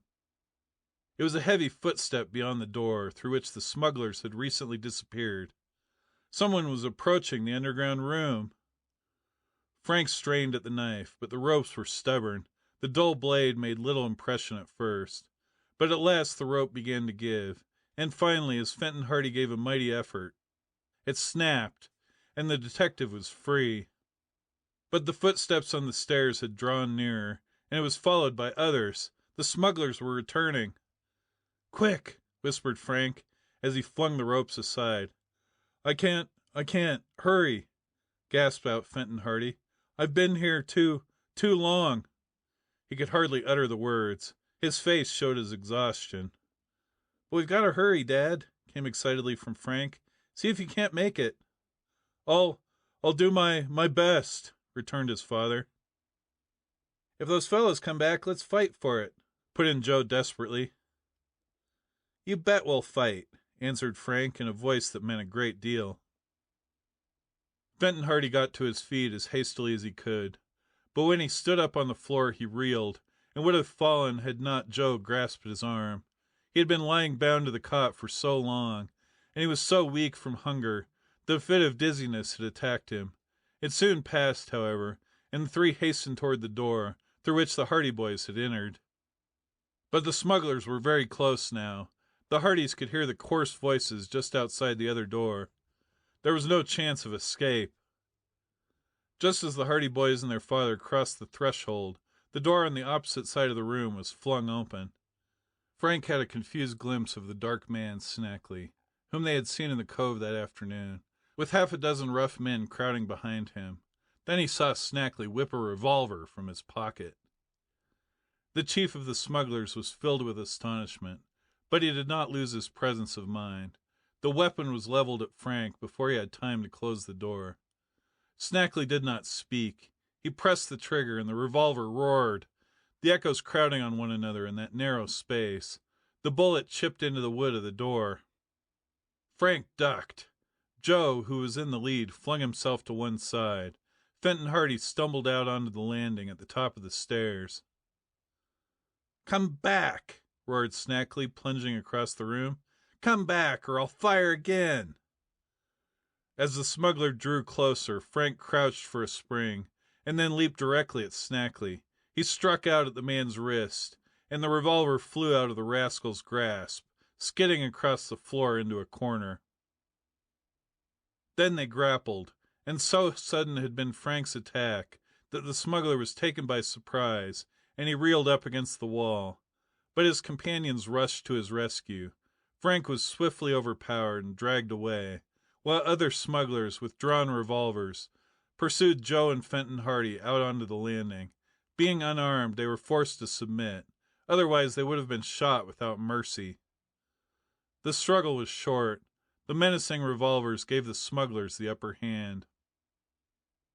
Within 5 minutes, Fenton Hardy was bound to the cot again, while the Hardy boys were seated. trussed up and unable to move on 2 chairs nearby. They were captives of the smugglers. End of chapter 19.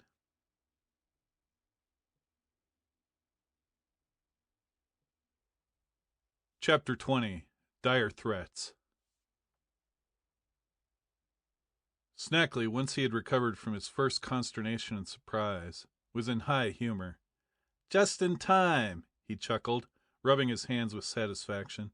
"Just in time. If we'd been a few minutes later, they'd have been away from us altogether." The Hardy Boys were silent. They were sick with disappointment. It had seemed that escape was certain, and then, in a twinkling, the tables had been turned, and now they were all worse off than they had been before. "What'll we do with them, Chief?" asked one of the men. The voice sounded familiar to the boys, and they looked up.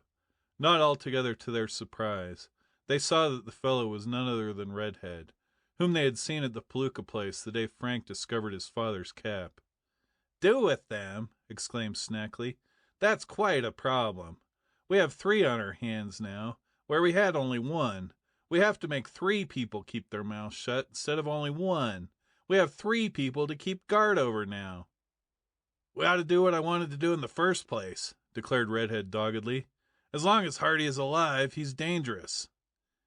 "You mean we should get rid of him?" "Sure, we ought to get rid of him, and get rid of those boys of his, too." "That's easier said than done," returned Snackley, but with a sinister look at the man on the cot. "I should think you had enough on your conscience already, Snackley," exclaimed Fenton Hardy. "But I suppose you're hardened enough for anything," he added bitterly. He was thinking more of his sons and their possible fate than of himself. "Don't you bother about my conscience," sneered Snackley, but a shadow crossed his face. "What do you know about me, anyhow?" he demanded roughly. "I know all about what happened to Felix Palooka. He had a big treasure hidden in that house on the cliff, and you got it, and then you started to use the place for your smuggling operations." "Oh, shut up," Snackley snapped. "I'm going to fix you, and those kids of yours, too. Just wait and see." 4 of the smugglers had been whispering among themselves at the back of the room during this talk between the chief smuggler and the detective, and now one of these men stepped forward. "Got a word to say to you, Chief," he began, addressing Snackley. "What is it now?" The chief smuggler's face was surly. "It's about what's to be done with these 3, now we have 'em prisoners," returned the man hesitatingly. "Of course, your business is your own, and we're not asking any questions about what happened to Felix Palooka. But we're in this game of smuggling, see? We don't stand for anything that's too red-handed." "That's the truth," put in another of the men. "Kind of chicken-hearted," sneered Snackley. "You look out, or I'll fire the lot of you." "No, you won't, Chief," replied the first man who had addressed him. "We've helped in this smuggling. We're going to have our full share of what's coming to us." "We got another plan about those 3 prisoners," put in a fellow who had not yet spoken.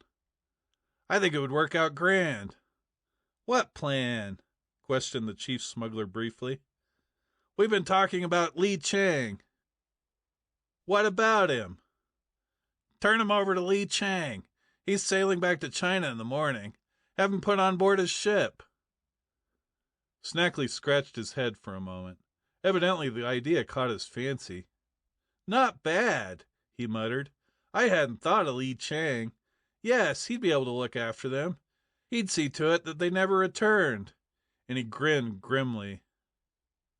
"He'd probably dump them overboard before they got to China at all," declared Redhead smugly. "Lee Chang doesn't like to feed passengers if they can be got rid of." "So much the better. We won't be responsible." "Leave it to Lee Chang. The old villain would just like to have 3 white men in his power. He'll attend to them." Snackley reached over and picked up the document from the floor. Where it had fallen in the struggle, he glanced at it and then tore it into pieces. "We won't need this. You've lost your chance, Hardy. If you had signed it, you would have been free by now. But you'll never be free, not with 3 of you knowing our secret. It's too risky. You'll all be turned over to Lee Chang. He brought in a little cargo this week, and his ship is to sail in the morning. You will go with him." Benton Hardy was silent. He had resolved not to plead for his own safety. "Well," said Snackley, "haven't you anything to say?" "Nothing. Do as you wish with me, but let the boys go." "We'll stick with you, Dad," said Frank quickly. "We sure will," added Joe. "You certainly will," declared Snackley. "I'm not going to let one of you have the chance of getting back to Bayport with your story."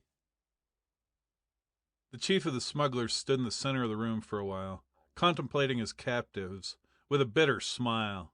Then he turned suddenly on his heel.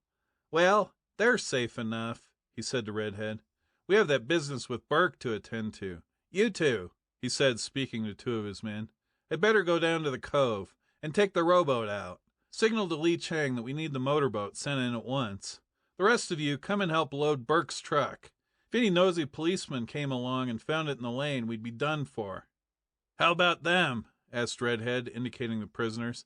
"They're safe enough, but I guess we'd better leave one guard anyway. Malloy, you stay here and keep watch." Malloy, a surly and truculent fellow, in overalls and a ragged sweater, nodded and sat down on a box near the door. This arrangement seemed to satisfy Snackley, and after warning Malloy not to fall asleep on the job, and to see to it that the prisoners did not escape, he left the room, followed by Redhead and the other smugglers, with the exception of two who left by the other door. Their footsteps could be heard as they went down the flight of stairs leading to the bottom of the cliff. A heavy silence fell over the room after the departure of the smugglers. Malloy crouched gloomily on the box, gazing blankly at the floor. The butt of a revolver projected from his hip pocket. Frank strained against the ropes that bound him to the chair, but the smugglers had done their task well. He could scarcely budge. "We're done for, I guess," he heard Joe say. Frank seldom gave up heart, but this time he could see no ray of hope. "I'm afraid so. Looks as if we'll be with Lee Chang by morning." "But we don't want to go to China, Frank."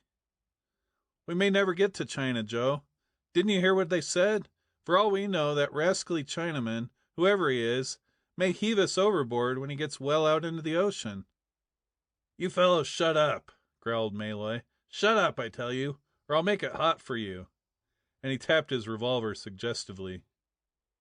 After that ominous silence fell between the prisoners, Frank and Joe were downhearted.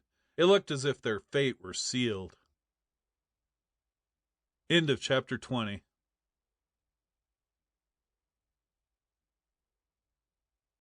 Chapter 21. Quick Work. The Hardy boys glanced over at their father on the cot. To their surprise, they saw that he was smiling. Frank was on the point of asking him what he found in the situation to smile at, when he caught a warning glance. He looked over at the guard. Malloy was not bothering with the prisoners. He was not even looking in their direction. Instead, his head was already beginning to nod, as though he were going to sleep. Snackley had made a poor selection when he chose Malloy as guard. The man had been up the entire previous night, helping bring in the shipment of smuggled goods from Lee Chang's vessel, and he had had no sleep that day. He was very tired. Sleep stole upon him without his being aware of it. Several times he straightened up and rubbed his eyes, but eventually he would bow his head again and give in to the luxury of a little doze. In the meantime, Mr. Hardy was busy. He had profited by his previous experience. When the smugglers seized him and attempted to tie him to the bed for the second time, he had made use of a trick frequently employed by magicians and professional escape artists, who guarantee to escape from ropes and straitjackets. He had expanded his chest and held his muscles rigid, keeping his arms as far away from his sides as possible, so that later, when he relaxed, he found that the ropes did not bind him as tightly as his captors had intended. This gave him a small leeway. He found that the ropes were especially slack about his right wrist, so he began to work laboriously to free himself. For a long time he thought it would be impossible, and the rope chafed his wrist, but at last he managed to slide his hand free. Joe and Frank watched this performance with amazement, and new hope came into their eyes as they saw their father slowly groping for one of the knots. The detective fumbled at it for a while. It was slow work, for he had but one hand free, but in their haste the smugglers had not tied the knot as firmly as they should, and before long Fenton Hardy had loosened it to such an extent that soon the ends of the rope fell away. His arms were now free, so he braced himself against the sides of the bed and struggled to release his feet. They had not been bound so securely, being simply tied down under one strand of rope about the cot, and after silently struggling for a few minutes, he was able to work his way free. The detective's next move was to take off his boots, which he did swiftly and quietly, placing them noiselessly on the bed. Then he crept out onto the floor and began to steal over toward the guard. Malloy was half asleep, but the detective had not gone more than 2 yards before a slight sound, a slight creaking of the floor, warned the guard that something was amiss. He turned, blinking.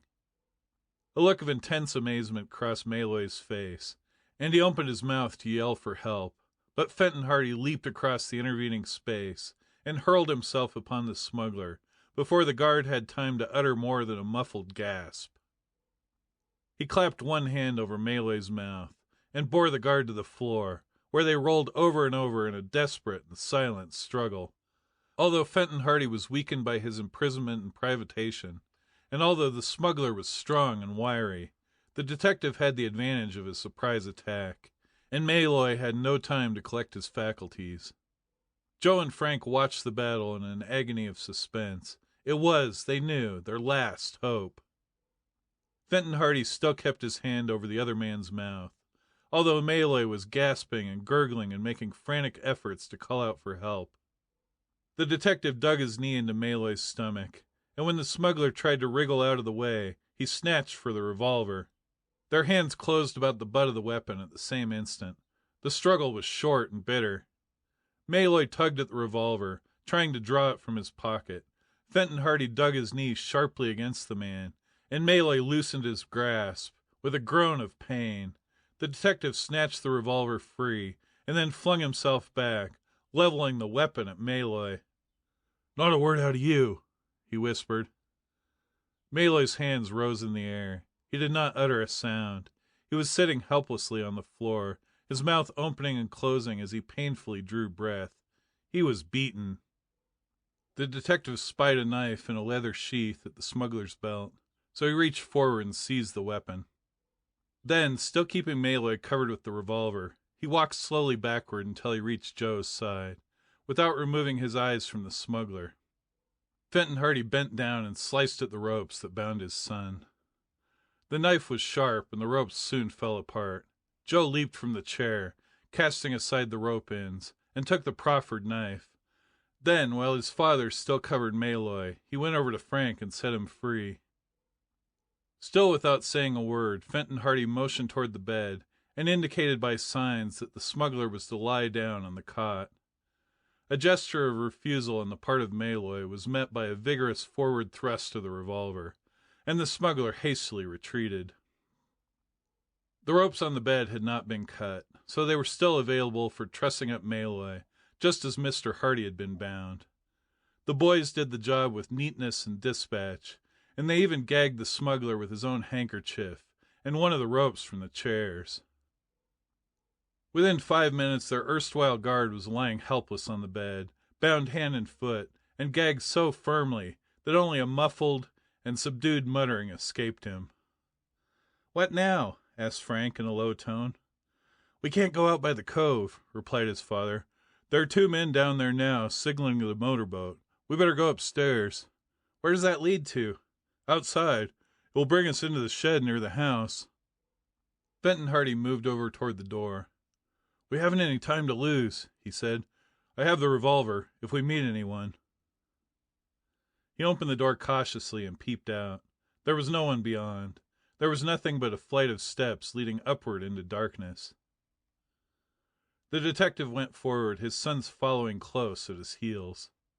Step by step they made their way on up in the darkness, for Joe had closed the door behind them, and Frank did not dare make use of the flashlight. At last Fenton Hardy came to a stop. He was fumbling at something immediately above. Then the boys saw a faint opening which grew larger above them, and resolved itself into a square of grey light, against which the head and shoulders of their father were fully silhouetted. Fenton Hardy had raised the trap-door that concealed the entrance to the underground caves and passages. Mr. Hardy looked out carefully. There was no sign of the smugglers. He proceeded to the very top of the steps, then moved clear of the stairway. Frank and Joe followed, rising out of the ground like mysterious spirits of the earth, and the three stood in the shelter of the shed. It was a dark night, and the trees were moaning in the wind from the sea. Immediately before them rose the gloomy mass of the house on the cliff. There were no lights. In the direction of the lane they could hear dull sounds, no doubt from the truck that the smugglers were loading with goods, which were to be disposed of by the man called Burke. "Safe so far," whispered the detective to his sons. They moved out of the shed, after closing the trap-door, and stood in the shadows. "We can't go by way of the lane," whispered Frank. "There's a prisoner in the cellar of that house," said Fenton Hardy. "I hate to go without setting him free." "A prisoner? I heard them talking about him." "Why can't we go to town for help?" "Once they find us gone, they'll clear out." "But three of us can't do much against this gang. They'll just capture us all again." The detective considered this for a moment. At last he sighed. "Yes, the risk is too great," he said, "and I've let you take too many risks already. We better go back to town." Having arrived at this decision, they moved slowly across the grass of the yard, heading toward the bushes that flanked the lane. The great bulk of the old stone house loomed heavily and darkly in the night. Then suddenly they heard a harsh sound that struck terror into their hearts, the clatter of the trap-door being raised. End of chapter 21.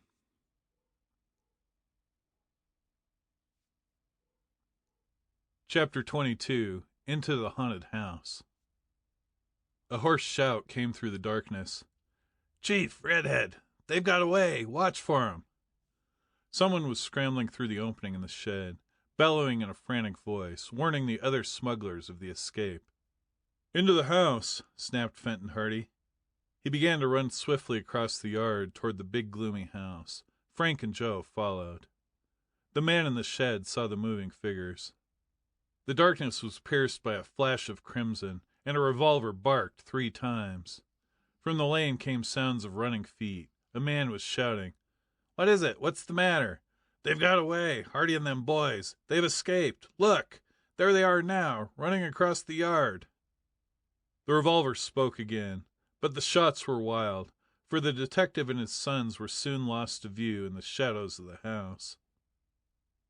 With the uproar growing in volume behind them, they fled for the shelter of the building. It was their only refuge. If they attempted to escape to the road, they would be almost certain of meeting some of the smugglers. They could not go back down the passageway. If they retreated, they would be driven to the verge of the cliff. Fenton Hardy sped around to the back door and flung it open. The fugitives raced into the kitchen and closed the door behind them. Out of the darkness came a frightened voice. "Who's there?" It was so sudden and unexpected that their pulses leaped. They made no answer. "Who's there, I say? Is it you, Redhead?" Still they did not reply. Fenton Hardy crept through the darkness in the direction of the voice. "Speak, quick! Speak, or I'll fire!" The boys heard a sudden scrambling sound. Their father had thrown himself upon the other man. The boys rushed in on the 2 struggling figures. There was a deafening roar and a streak of flame. The man of the house had been armed with a shotgun, and in the struggle it had exploded. Fortunately, the Hardy boys were not standing in the path of the shot. But the noise had attracted the attention of the smugglers outside the house, and in a few seconds the back door was flung open. "They're in there!" someone yelled. "They're in the house!" Fenton Hardy flung to one side the man with whom he had been struggling. "Upstairs!" he called out to the 2 boys, and ran on into the next room. A feeble light was burning, a candle standing in its own grease near the bottom of the staircase. Up these stairs they fled. Joe paused long enough to extinguish the candle. The room was plunged into darkness. just as the first of the smugglers rushed through the doorway. Fenton Hardy waited at the top of the stairs until the boys joined him. Someone in the room below lit a match. The detective fired directly at the sputtering light.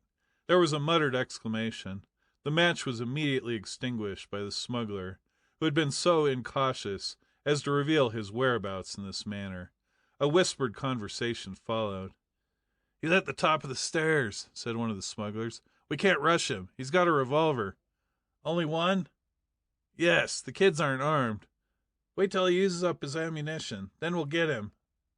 There was another whispered colloquy, and then the smugglers apparently withdrew toward the doorway, leading into the kitchen. Then, in a moment, a perfect fusillade of shots broke out. But Fenton Hardy and the boys had withdrawn past the turn in the staircase, and were well protected. They could hear the uproar of gunfire, as the smugglers riddled the staircase with bullets. "That should have finished 'em," they could hear Snackley saying. "If they're on the stairs at all, they're as dead as mutton by now." "Best be careful," muttered one of the men. "Hardy has a gun." "Where did he get it?" "From the guard. They tied him up." "Lucky they didn't get away altogether. Wait till I talk to Malloy." "He was tied fast to the bed when we came up the stairs. They'd taken his gun and gagged him. He said they'd just gone, so we made after them and came through the trapdoor. They were just getting out of the shed when we saw him." "What a fine chase we would have had if they got out into the woods. Well, we have 'em trapped now." Whispers followed. The boys listened. Once they heard someone say, "The back stairs." Frank turned to his father. "They're going to rush us by the back stairs." "I hadn't thought of that," said Mr. Hardy. "I wonder if there's any way of reaching the attic." Frank took the flashlight from his pocket and switched it on. Just a few yards away he could distinguish a flight of stairs leading up a trapdoor in the ceiling. At the same time he could hear a stealthy noise at the bottom of another flight of steps that led to the kitchen. "Hurry," he whispered, and the three moved silently down the hall until they reached the steps. Joe went up first, and Frank followed with the light, while Fenton Hardy stood at the bottom of the steps to cover their retreat with the revolver. When Joe reached the trapdoor, he pushed at it. At first it proved stubborn and would not open. There was an anxious moment while he strove to force it open, but in spite of all his efforts it would not budge. "What's the matter?" asked Frank from below. "It won't open." Frank went on up the few remaining steps and added his efforts to those of his brother. Together they shoved at the trapdoor, and at last it moved, then opened, falling back with a loud crash. There was a yell from the stairs. "Hurry up, men! They're getting into the attic!"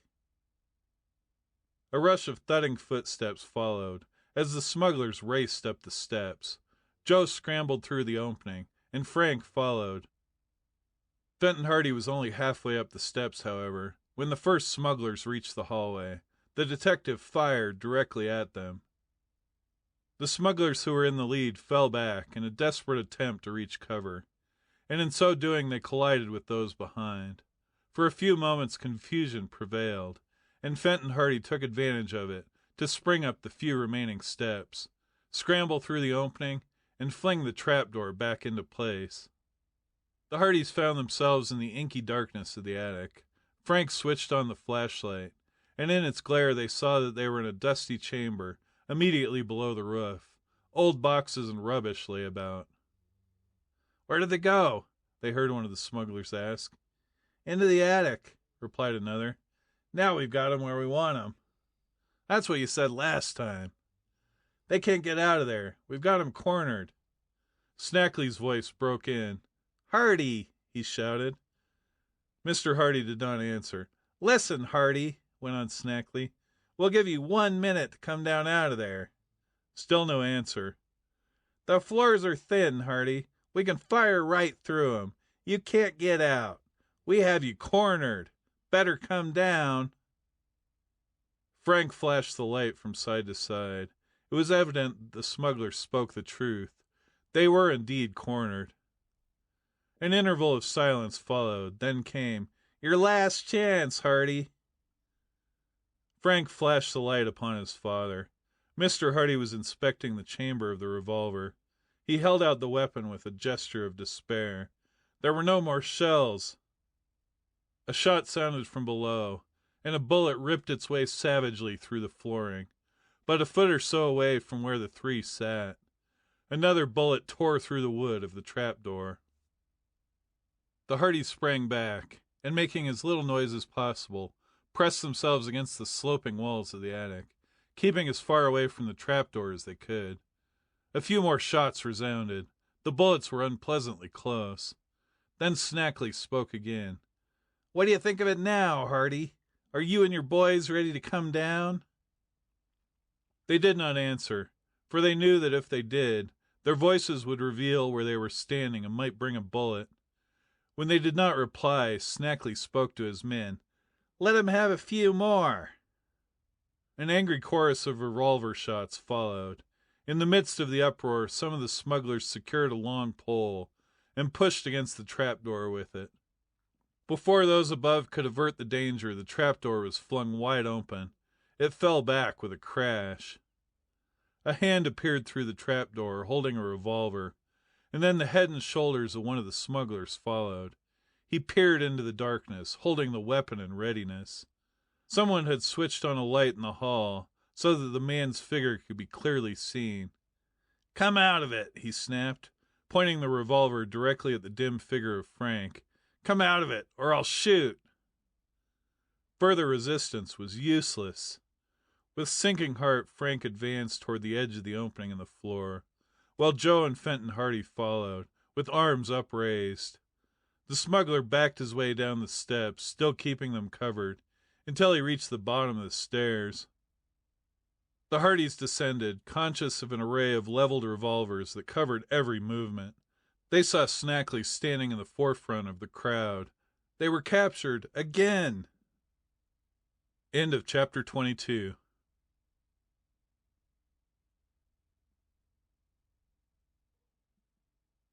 Chapter 23. Rescue. Snackley stepped forward. "So," he sneered, "you pretty nearly got away with it, didn't you?" The captives did not answer. They were sick with disappointment. Just when escape had been within their grasp, the smugglers had outwitted them. "You bit off a little more than you could chew when you stacked up against me," bragged Snackley. "What'll we do with them, Chief?" asked one of the men. "Take them back to the cave. We'll get them out to Lee Chang right away. If they get away again, there'll be trouble for you. Keep an eye on them." "Shouldn't we tie them up?" "There's no rope. It doesn't matter. Put a bullet through the first one that makes a false move. You hear that?" he said, turning to Fenton Hardy. "The first one that tries to escape gets a bullet through him." The three were surrounded by the smugglers. The light shone on their evil bearded faces and glittered on the drawn revolvers. Fenton Hardy's useless weapon had been snatched from him. "Downstairs!" snapped Snackley. "Get downstairs with you!" He prodded Frank with the barrel of his revolver as he spoke. The Hardy boys moved toward the stairs, their father in the rear. One of the smugglers went ahead, in case the prisoners should by chance make some desperate break for freedom. When they reached the lower room, they paused while the man ahead lit a match. The electric light had been broken. Hardly had the match flared, then there came the sound of thudding feet through the kitchen, and the back door banged noisily. Someone rushed into the room, gasping for breath. The light revealed him to be another of the smugglers. "Police!" he exclaimed in terror. "They're coming down the lane!" A babel of voices followed. The smugglers came tumbling down the stairs in their haste. With one bound, Snackley leaped forward and seized the man by the collar. "What?" he exclaimed. "What's that you say? Police?" "Down the lane," gasped the man. "They came down the road in a car, and they're closing in on the house. I saw them." With a yell, Snackley flung the man to one side. "Down into the cave!" he roared. "Quick!" Confusion prevailed. In the resulting uproar, the match went out, and the room was plunged into darkness. Frank resolved on a daring move. He was standing directly beside one of the smugglers, and as soon as the light went out, he sprang on the fellow, dashing the revolver from his grasp. It clattered on the floor. "Help!" roared the fellow, as they grappled together. Fenton Hardy had also been watching for his chance, and he sprang through the darkness at Snackley. He collided heavily with the chief of the smugglers, and they rolled on the floor in a desperate struggle. It was impossible to distinguish friend from enemy in the darkness. Joe plunged into the mist of the surging figures, and his fist smashed against the face of one of the smugglers, who gave a howl of pain. Then, outside the house, another uproar burst forth. Someone was banging on the front door. Men could be heard shouting to one another. Snackley made a desperate effort and managed to get to his feet. He struck out with both fists, and managed to break free from the detective. He whirled to one side, stumbled out into the kitchen, and then reached the back door. He flung the door open. Almost instantly a dark figure appeared in the doorway. It was the figure of a man in the uniform of a state trooper, with drawn revolver, and Snackley shouted the warning to the smugglers in the other room. "The police!" he roared. "Every man for himself! Make your getaway!" The trooper shot through the doorway at him, but Snackley dodged to one side. There was a rush of footsteps from the other room, as the rest of the smugglers raced out into the kitchen. The officers tried to hold them back, but they were too many for him, and he was hurled against the wall. Utter confusion prevailed.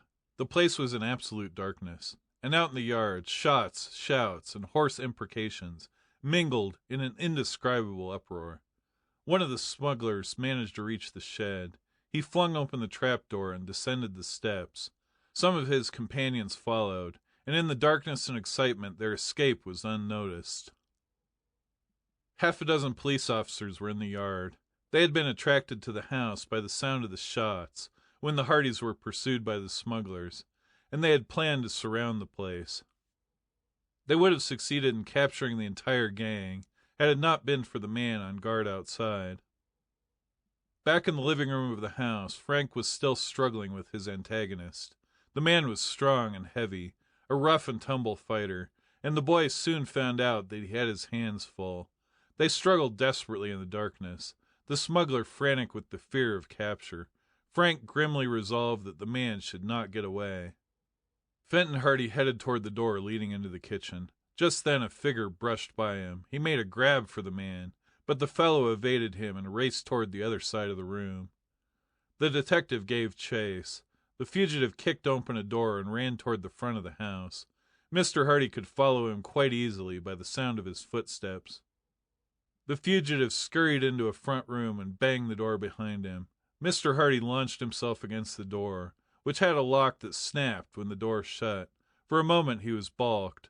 Then he stepped back a few paces and rushed at the door, plunging against it with his shoulder. The woodwork splintered. Another rush, and the door fell open. The detective reeled into the room. His fugitive had disappeared.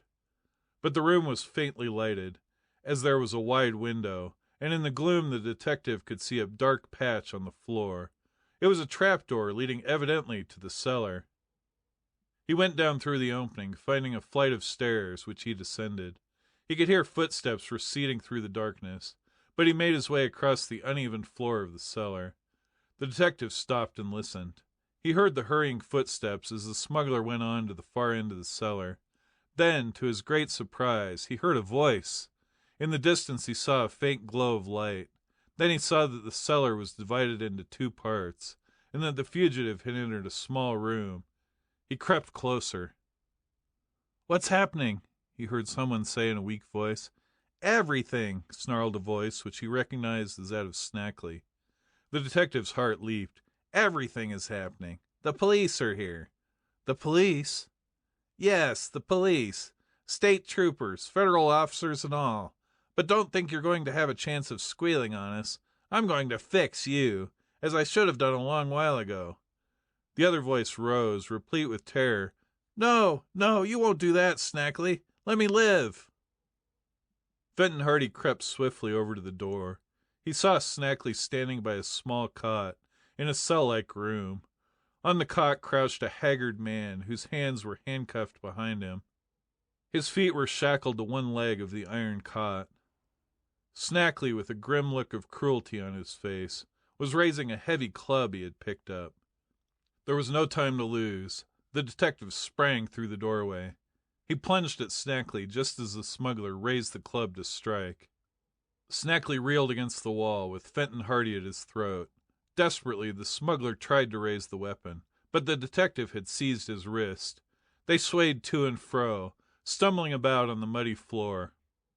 Mr. Hardy had the advantage, in that he had taken Snackley by surprise. He pinned the smuggler against the wall, twisting his wrist. The club fell to the floor. Snackley plunged forward, and they lost their footing, rolling about in the mud. Suddenly, Fenton Hardy wrenched his arm free, sprawled over, and managed to seize Snackley's revolver. He pressed it against Snackley's side. The smuggler gave in. He flung his arms above his head. "I'm licked," he muttered sullenly. They got slowly to their feet. Fenton Hardy kept a watchful eye on the captive. Upstairs they could hear the uproar continuing as the police still gave battle to the smugglers.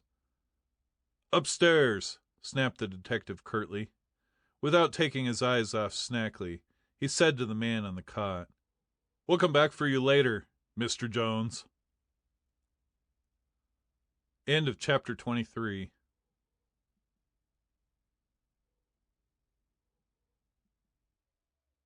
Chapter 24. The Roundup. The Hardy boys, in the meantime, were in the thick of the struggle. Frank fought desperately with the smuggler he had assailed in the living room of the house, while Joe raced across the yard toward the trapdoor leading to the underground caves. He found that although 3 of the smugglers had been captured by officers in the yard, and that as many more were fighting to escape, none of the police had as yet learned of the trapdoor down which some of the men had disappeared. With a shout to a nearby officer who had just succeeded in clapping the handcuffs on one of the smugglers, Joe made his way down the stairs. He heard the officer running over to the edge of the trap and saw the gleam of the flashlight. "Some of them got out this way," Joe shouted back to the officer. The man called to one of his companions, and then footsteps clattered on the stairs as Joe went on. He reached the door that opened into the chamber where his father had been a prisoner, but on entering the room he found it empty. There were evidences of hasty flight, and the door on the far side of the room was wide open. "Secret passages, eh?" exclaimed one of the officers as he came into the room. He was a state trooper in uniform. Joe led the way out through the opposite door and down the stairs that led toward the bottom of the cliff. The trooper who had spoken illuminated the way with his flashlight, and they clattered on down the stairs until they reached the storage room. Here, everything was in confusion. The escaping smugglers had evidently endeavored to take with them what goods they could, probably the smaller packages containing drugs, for boxes and parcels were overturned and strewn about the floor. "You seem to know this place pretty well," said one of the troopers, as Joe led the way across to the opposite door and stepped out onto the landing. "I've been here before, got in this way," he answered. "There's a water cave below this passage. They've probably made their getaway in the boat." They hastened down the passageway and came at last to the cave. As Joe expected, the boat was gone. "They got away," he said, in disappointment, as the trooper turned the flashlight onto the channel between the rocks. There was a shout from the darkness of the cove. "Give us a light," they heard. Joe gave a shout of joy. It was Tony Preto's voice. Then Joe and the troopers with him heard the steady beat of a motorboat. Joe seized the flashlight and ran out along the path leading to the entrance of the cave. The motorboat was not many yards away. Tony had been searching for the channel. "Right this way," Joe called out. "Head toward the light of the cave and you'll be in deep water. A little further. Good." As the motorboat drew nearer, he saw that it was filled with men, and that a rowboat was being towed behind. "We got 'em," cried Tony exultantly. "They were just getting out of the cove in the boat when we came up." "Who is with you?" asked Joe. "Police. The rest of them went up to the shore road in a car." "We've got the whole gang, then. They raided the house and got the rest of the smugglers. We thought those fellows had made a getaway." "No chance, although it was mighty close. They pretty nearly slipped out of the cove right under our noses." The boat came to a stop beside the natural wharf of rock. One or two of the officers, revolvers in hand, clambered out. 3 of the smugglers had been captured while trying to escape from the cove in the rowboat. "If they'd got out, we would never have caught them," said Joe. "They were heading out toward a ship." "A ship!" exclaimed one of the officers, a burly man in plain clothes. He stepped forward. "Did they see anything about a ship?" "A man named Lee Chang has a ship laying in wait outside the bay," said Joe. "I heard them talking about it." "Good!" exclaimed the burly man. "Now we'll capture the whole outfit." He turned to Tony. "I suppose your boat is good for another little run?" "I'll say it is, sir." "I want as many officers as we can spare," said the burly man. "We'll go out and find that ship. Lee Chang, did you say?" he added, turning to Joe. "That was his name." "I know his ship. We've been trying to catch that villain for years. Darst, go on up and see how the rest of the men made out at the house on the cliff, and take as many officers as they can spare. There's a passage up through the rocks, I take it." "Regular staircase all the way, sir," remarked Darst, one of the raiding officers. "Good! Don't lose any time." The 3 smugglers were taken out of the boat and handcuffed, then escorted up the stairs, while the burly man, who was the chief of a squad of Federal agents, undertaking a drive against the smugglers on that part of the coast, remained with the motorboat. Within a short time Darst returned with 3 more officers. He reported that a clean sweep had been made at the house. "They have 'em all handcuffed and sitting in the kitchen," he said. "Mr. Hardy got Snackley." "Snackley!" exclaimed the Federal man. "Is it his gang?" "Yes, sir. He got Snackley in the cellar. One of his sons tackled Redhead Blount, one of Snackley's sidekicks, and held him down until the police came in. When we brought our 3 in, that finished the roundup." "It does, so far. We're going out and grab Lee Chang from that ship, and that'll clean everything up." The officers got into the motorboat, and Joe clambered in beside Tony Preto, who was at the wheel. The craft backed out of the channel into the deeper water of the cove, then sped out into Barmet Bay. "Once we get out of the bay, we should see our lights," said the Federal officer. "Lee Chang probably has his ship anchored just off the coast." This proved to be the case. The lights of the vessel were soon descried, and the motorboat sped toward it through the night. When the boat drew alongside, the Federal man roared out, "Ahoy there!" A voice answered in Chinese. "Speak English!" roared the officer. "Throw over a ladder, or we'll open fire on you." "Who there?" "The police." Jabbering voices and running footsteps suddenly created a commotion. One of the troopers fired his revolver into the air, and very promptly a ladder was lowered over the side of the vessel. "That's better," said the Federal man, as he clambered up over the rail, revolver in hand. "I'll just talk to your skipper for a minute." The capture of Lee Chang was without incident. When he was told that Snackley and the gang were captured, the Chinaman, who was a small, wizened little fellow with a villainous countenance, blandly submitted to arrest and consented to be taken ashore. There were only 2 or 3 members of the crew aboard, the others having shore leave, so 2 of the Federal men were left in charge of the ship until relief could be sent from Bayport, and the motorboat made its way back to the cove. The roundup was complete. Snackley's smuggling gang had been completely broken up. End of chapter 24.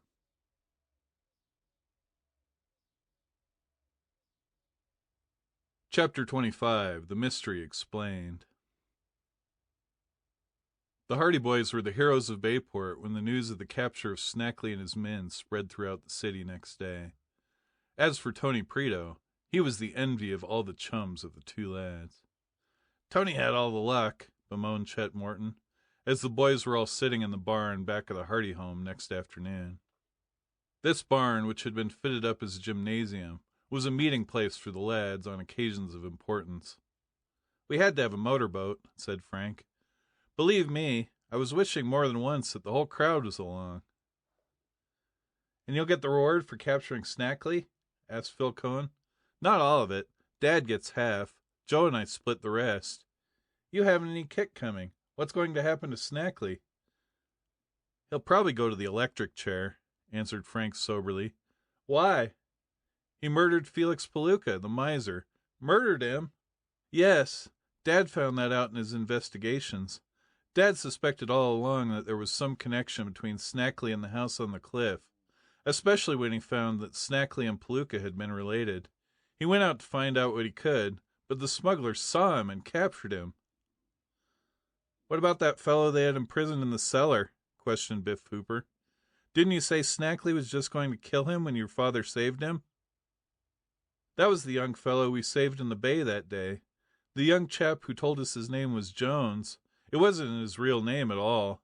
His name is Yates, and he was one of the smugglers." "Why was Snackley chasing him that day?" asked Perry Robinson. "It seems that Yates got angry because he didn't get his full share of the money from the last smuggling trip. So he threatened to tell the police on Snackley. The smugglers locked him up, but he got away in one of the motorboats, so they chased him and ran him down. They thought to have killed him in the explosion or else drowned him, but Joe and I managed to bring him ashore. We left him at the Kane farmhouse, but the smugglers came along next day and kidnapped him. They kept him prisoner in the cellar of the Palooka place after that." "I still can't understand about those yells and shrieks we heard the first day we were out in the farmhouse," put in Phil Cohen. "That was just to frighten us away. One of the men in the gang is a sort of a half-wit, and they had him posted there to frighten people off by yelling and shrieking whenever anyone showed up around the place. He was the chap who stole our tools from the motorcycles," explained Frank. "But after our visit there," added Joe, "they thought it was too dangerous, and that there might be an investigation, so they put Redhead and his wife and one of their men there to pose as runners of the place." "So there weren't any ghosts after all," exclaimed Jerry Gilroy. "Nary a ghost," laughed Frank. "Snackley explained everything this morning in a confession. The whole gang is locked up, even to Lee Chang. Yates, the young fellow they'd kept prisoner so long, told the whole story first. He turned state's evidence, and told how long the smuggling had been going on, how Snackley had made use of the house on the cliff after killing Palooka, how he fixed up the tunnels in the cliff. He told everything. It seems that Palooka had the smuggling idea in the first place, and he spent years fixing up those caves and tunnels. When everything was ready, he called in Snackley, but Snackley didn't like to share with anyone who had a right to a voice in the affair, so he killed the old man, took his money, and brought the smuggling gang in there." "Yates told you all that?" "He told so much of it that Snackley saw there was no use bluffing any longer, so he admitted the whole story." "Gosh," sighed Chet, "just my luck. I was there in time to get scared to death by that half-wit, and there in time to get bawled out and chased off the farm by Redhead and his wife, but I missed out on all the fun at the last." "Not much fun about it," declared Joe. "It didn't seem funny to us when the smugglers caught us in the cave just as we were getting Dad free. And it wasn't any fun hiding in that attic with the bullets coming through the floor, 19 to the dozen," added Frank. "I thought every minute was going to be my last." "No, I guess it wasn't any too funny then," admitted Chet. "You deserve every cent you get out of the reward." "We'll treat the whole gang to a feed as soon as we collect," Joe promised.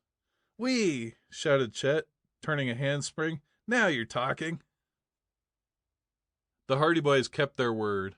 Soon after they had received their share of the reward, which was presented to them with many glowing words and congratulations from the federal authorities who had long been trying to put Snackley behind the bars, they gave a dinner in the barn that eclipsed any similar feed in the history of Bayport.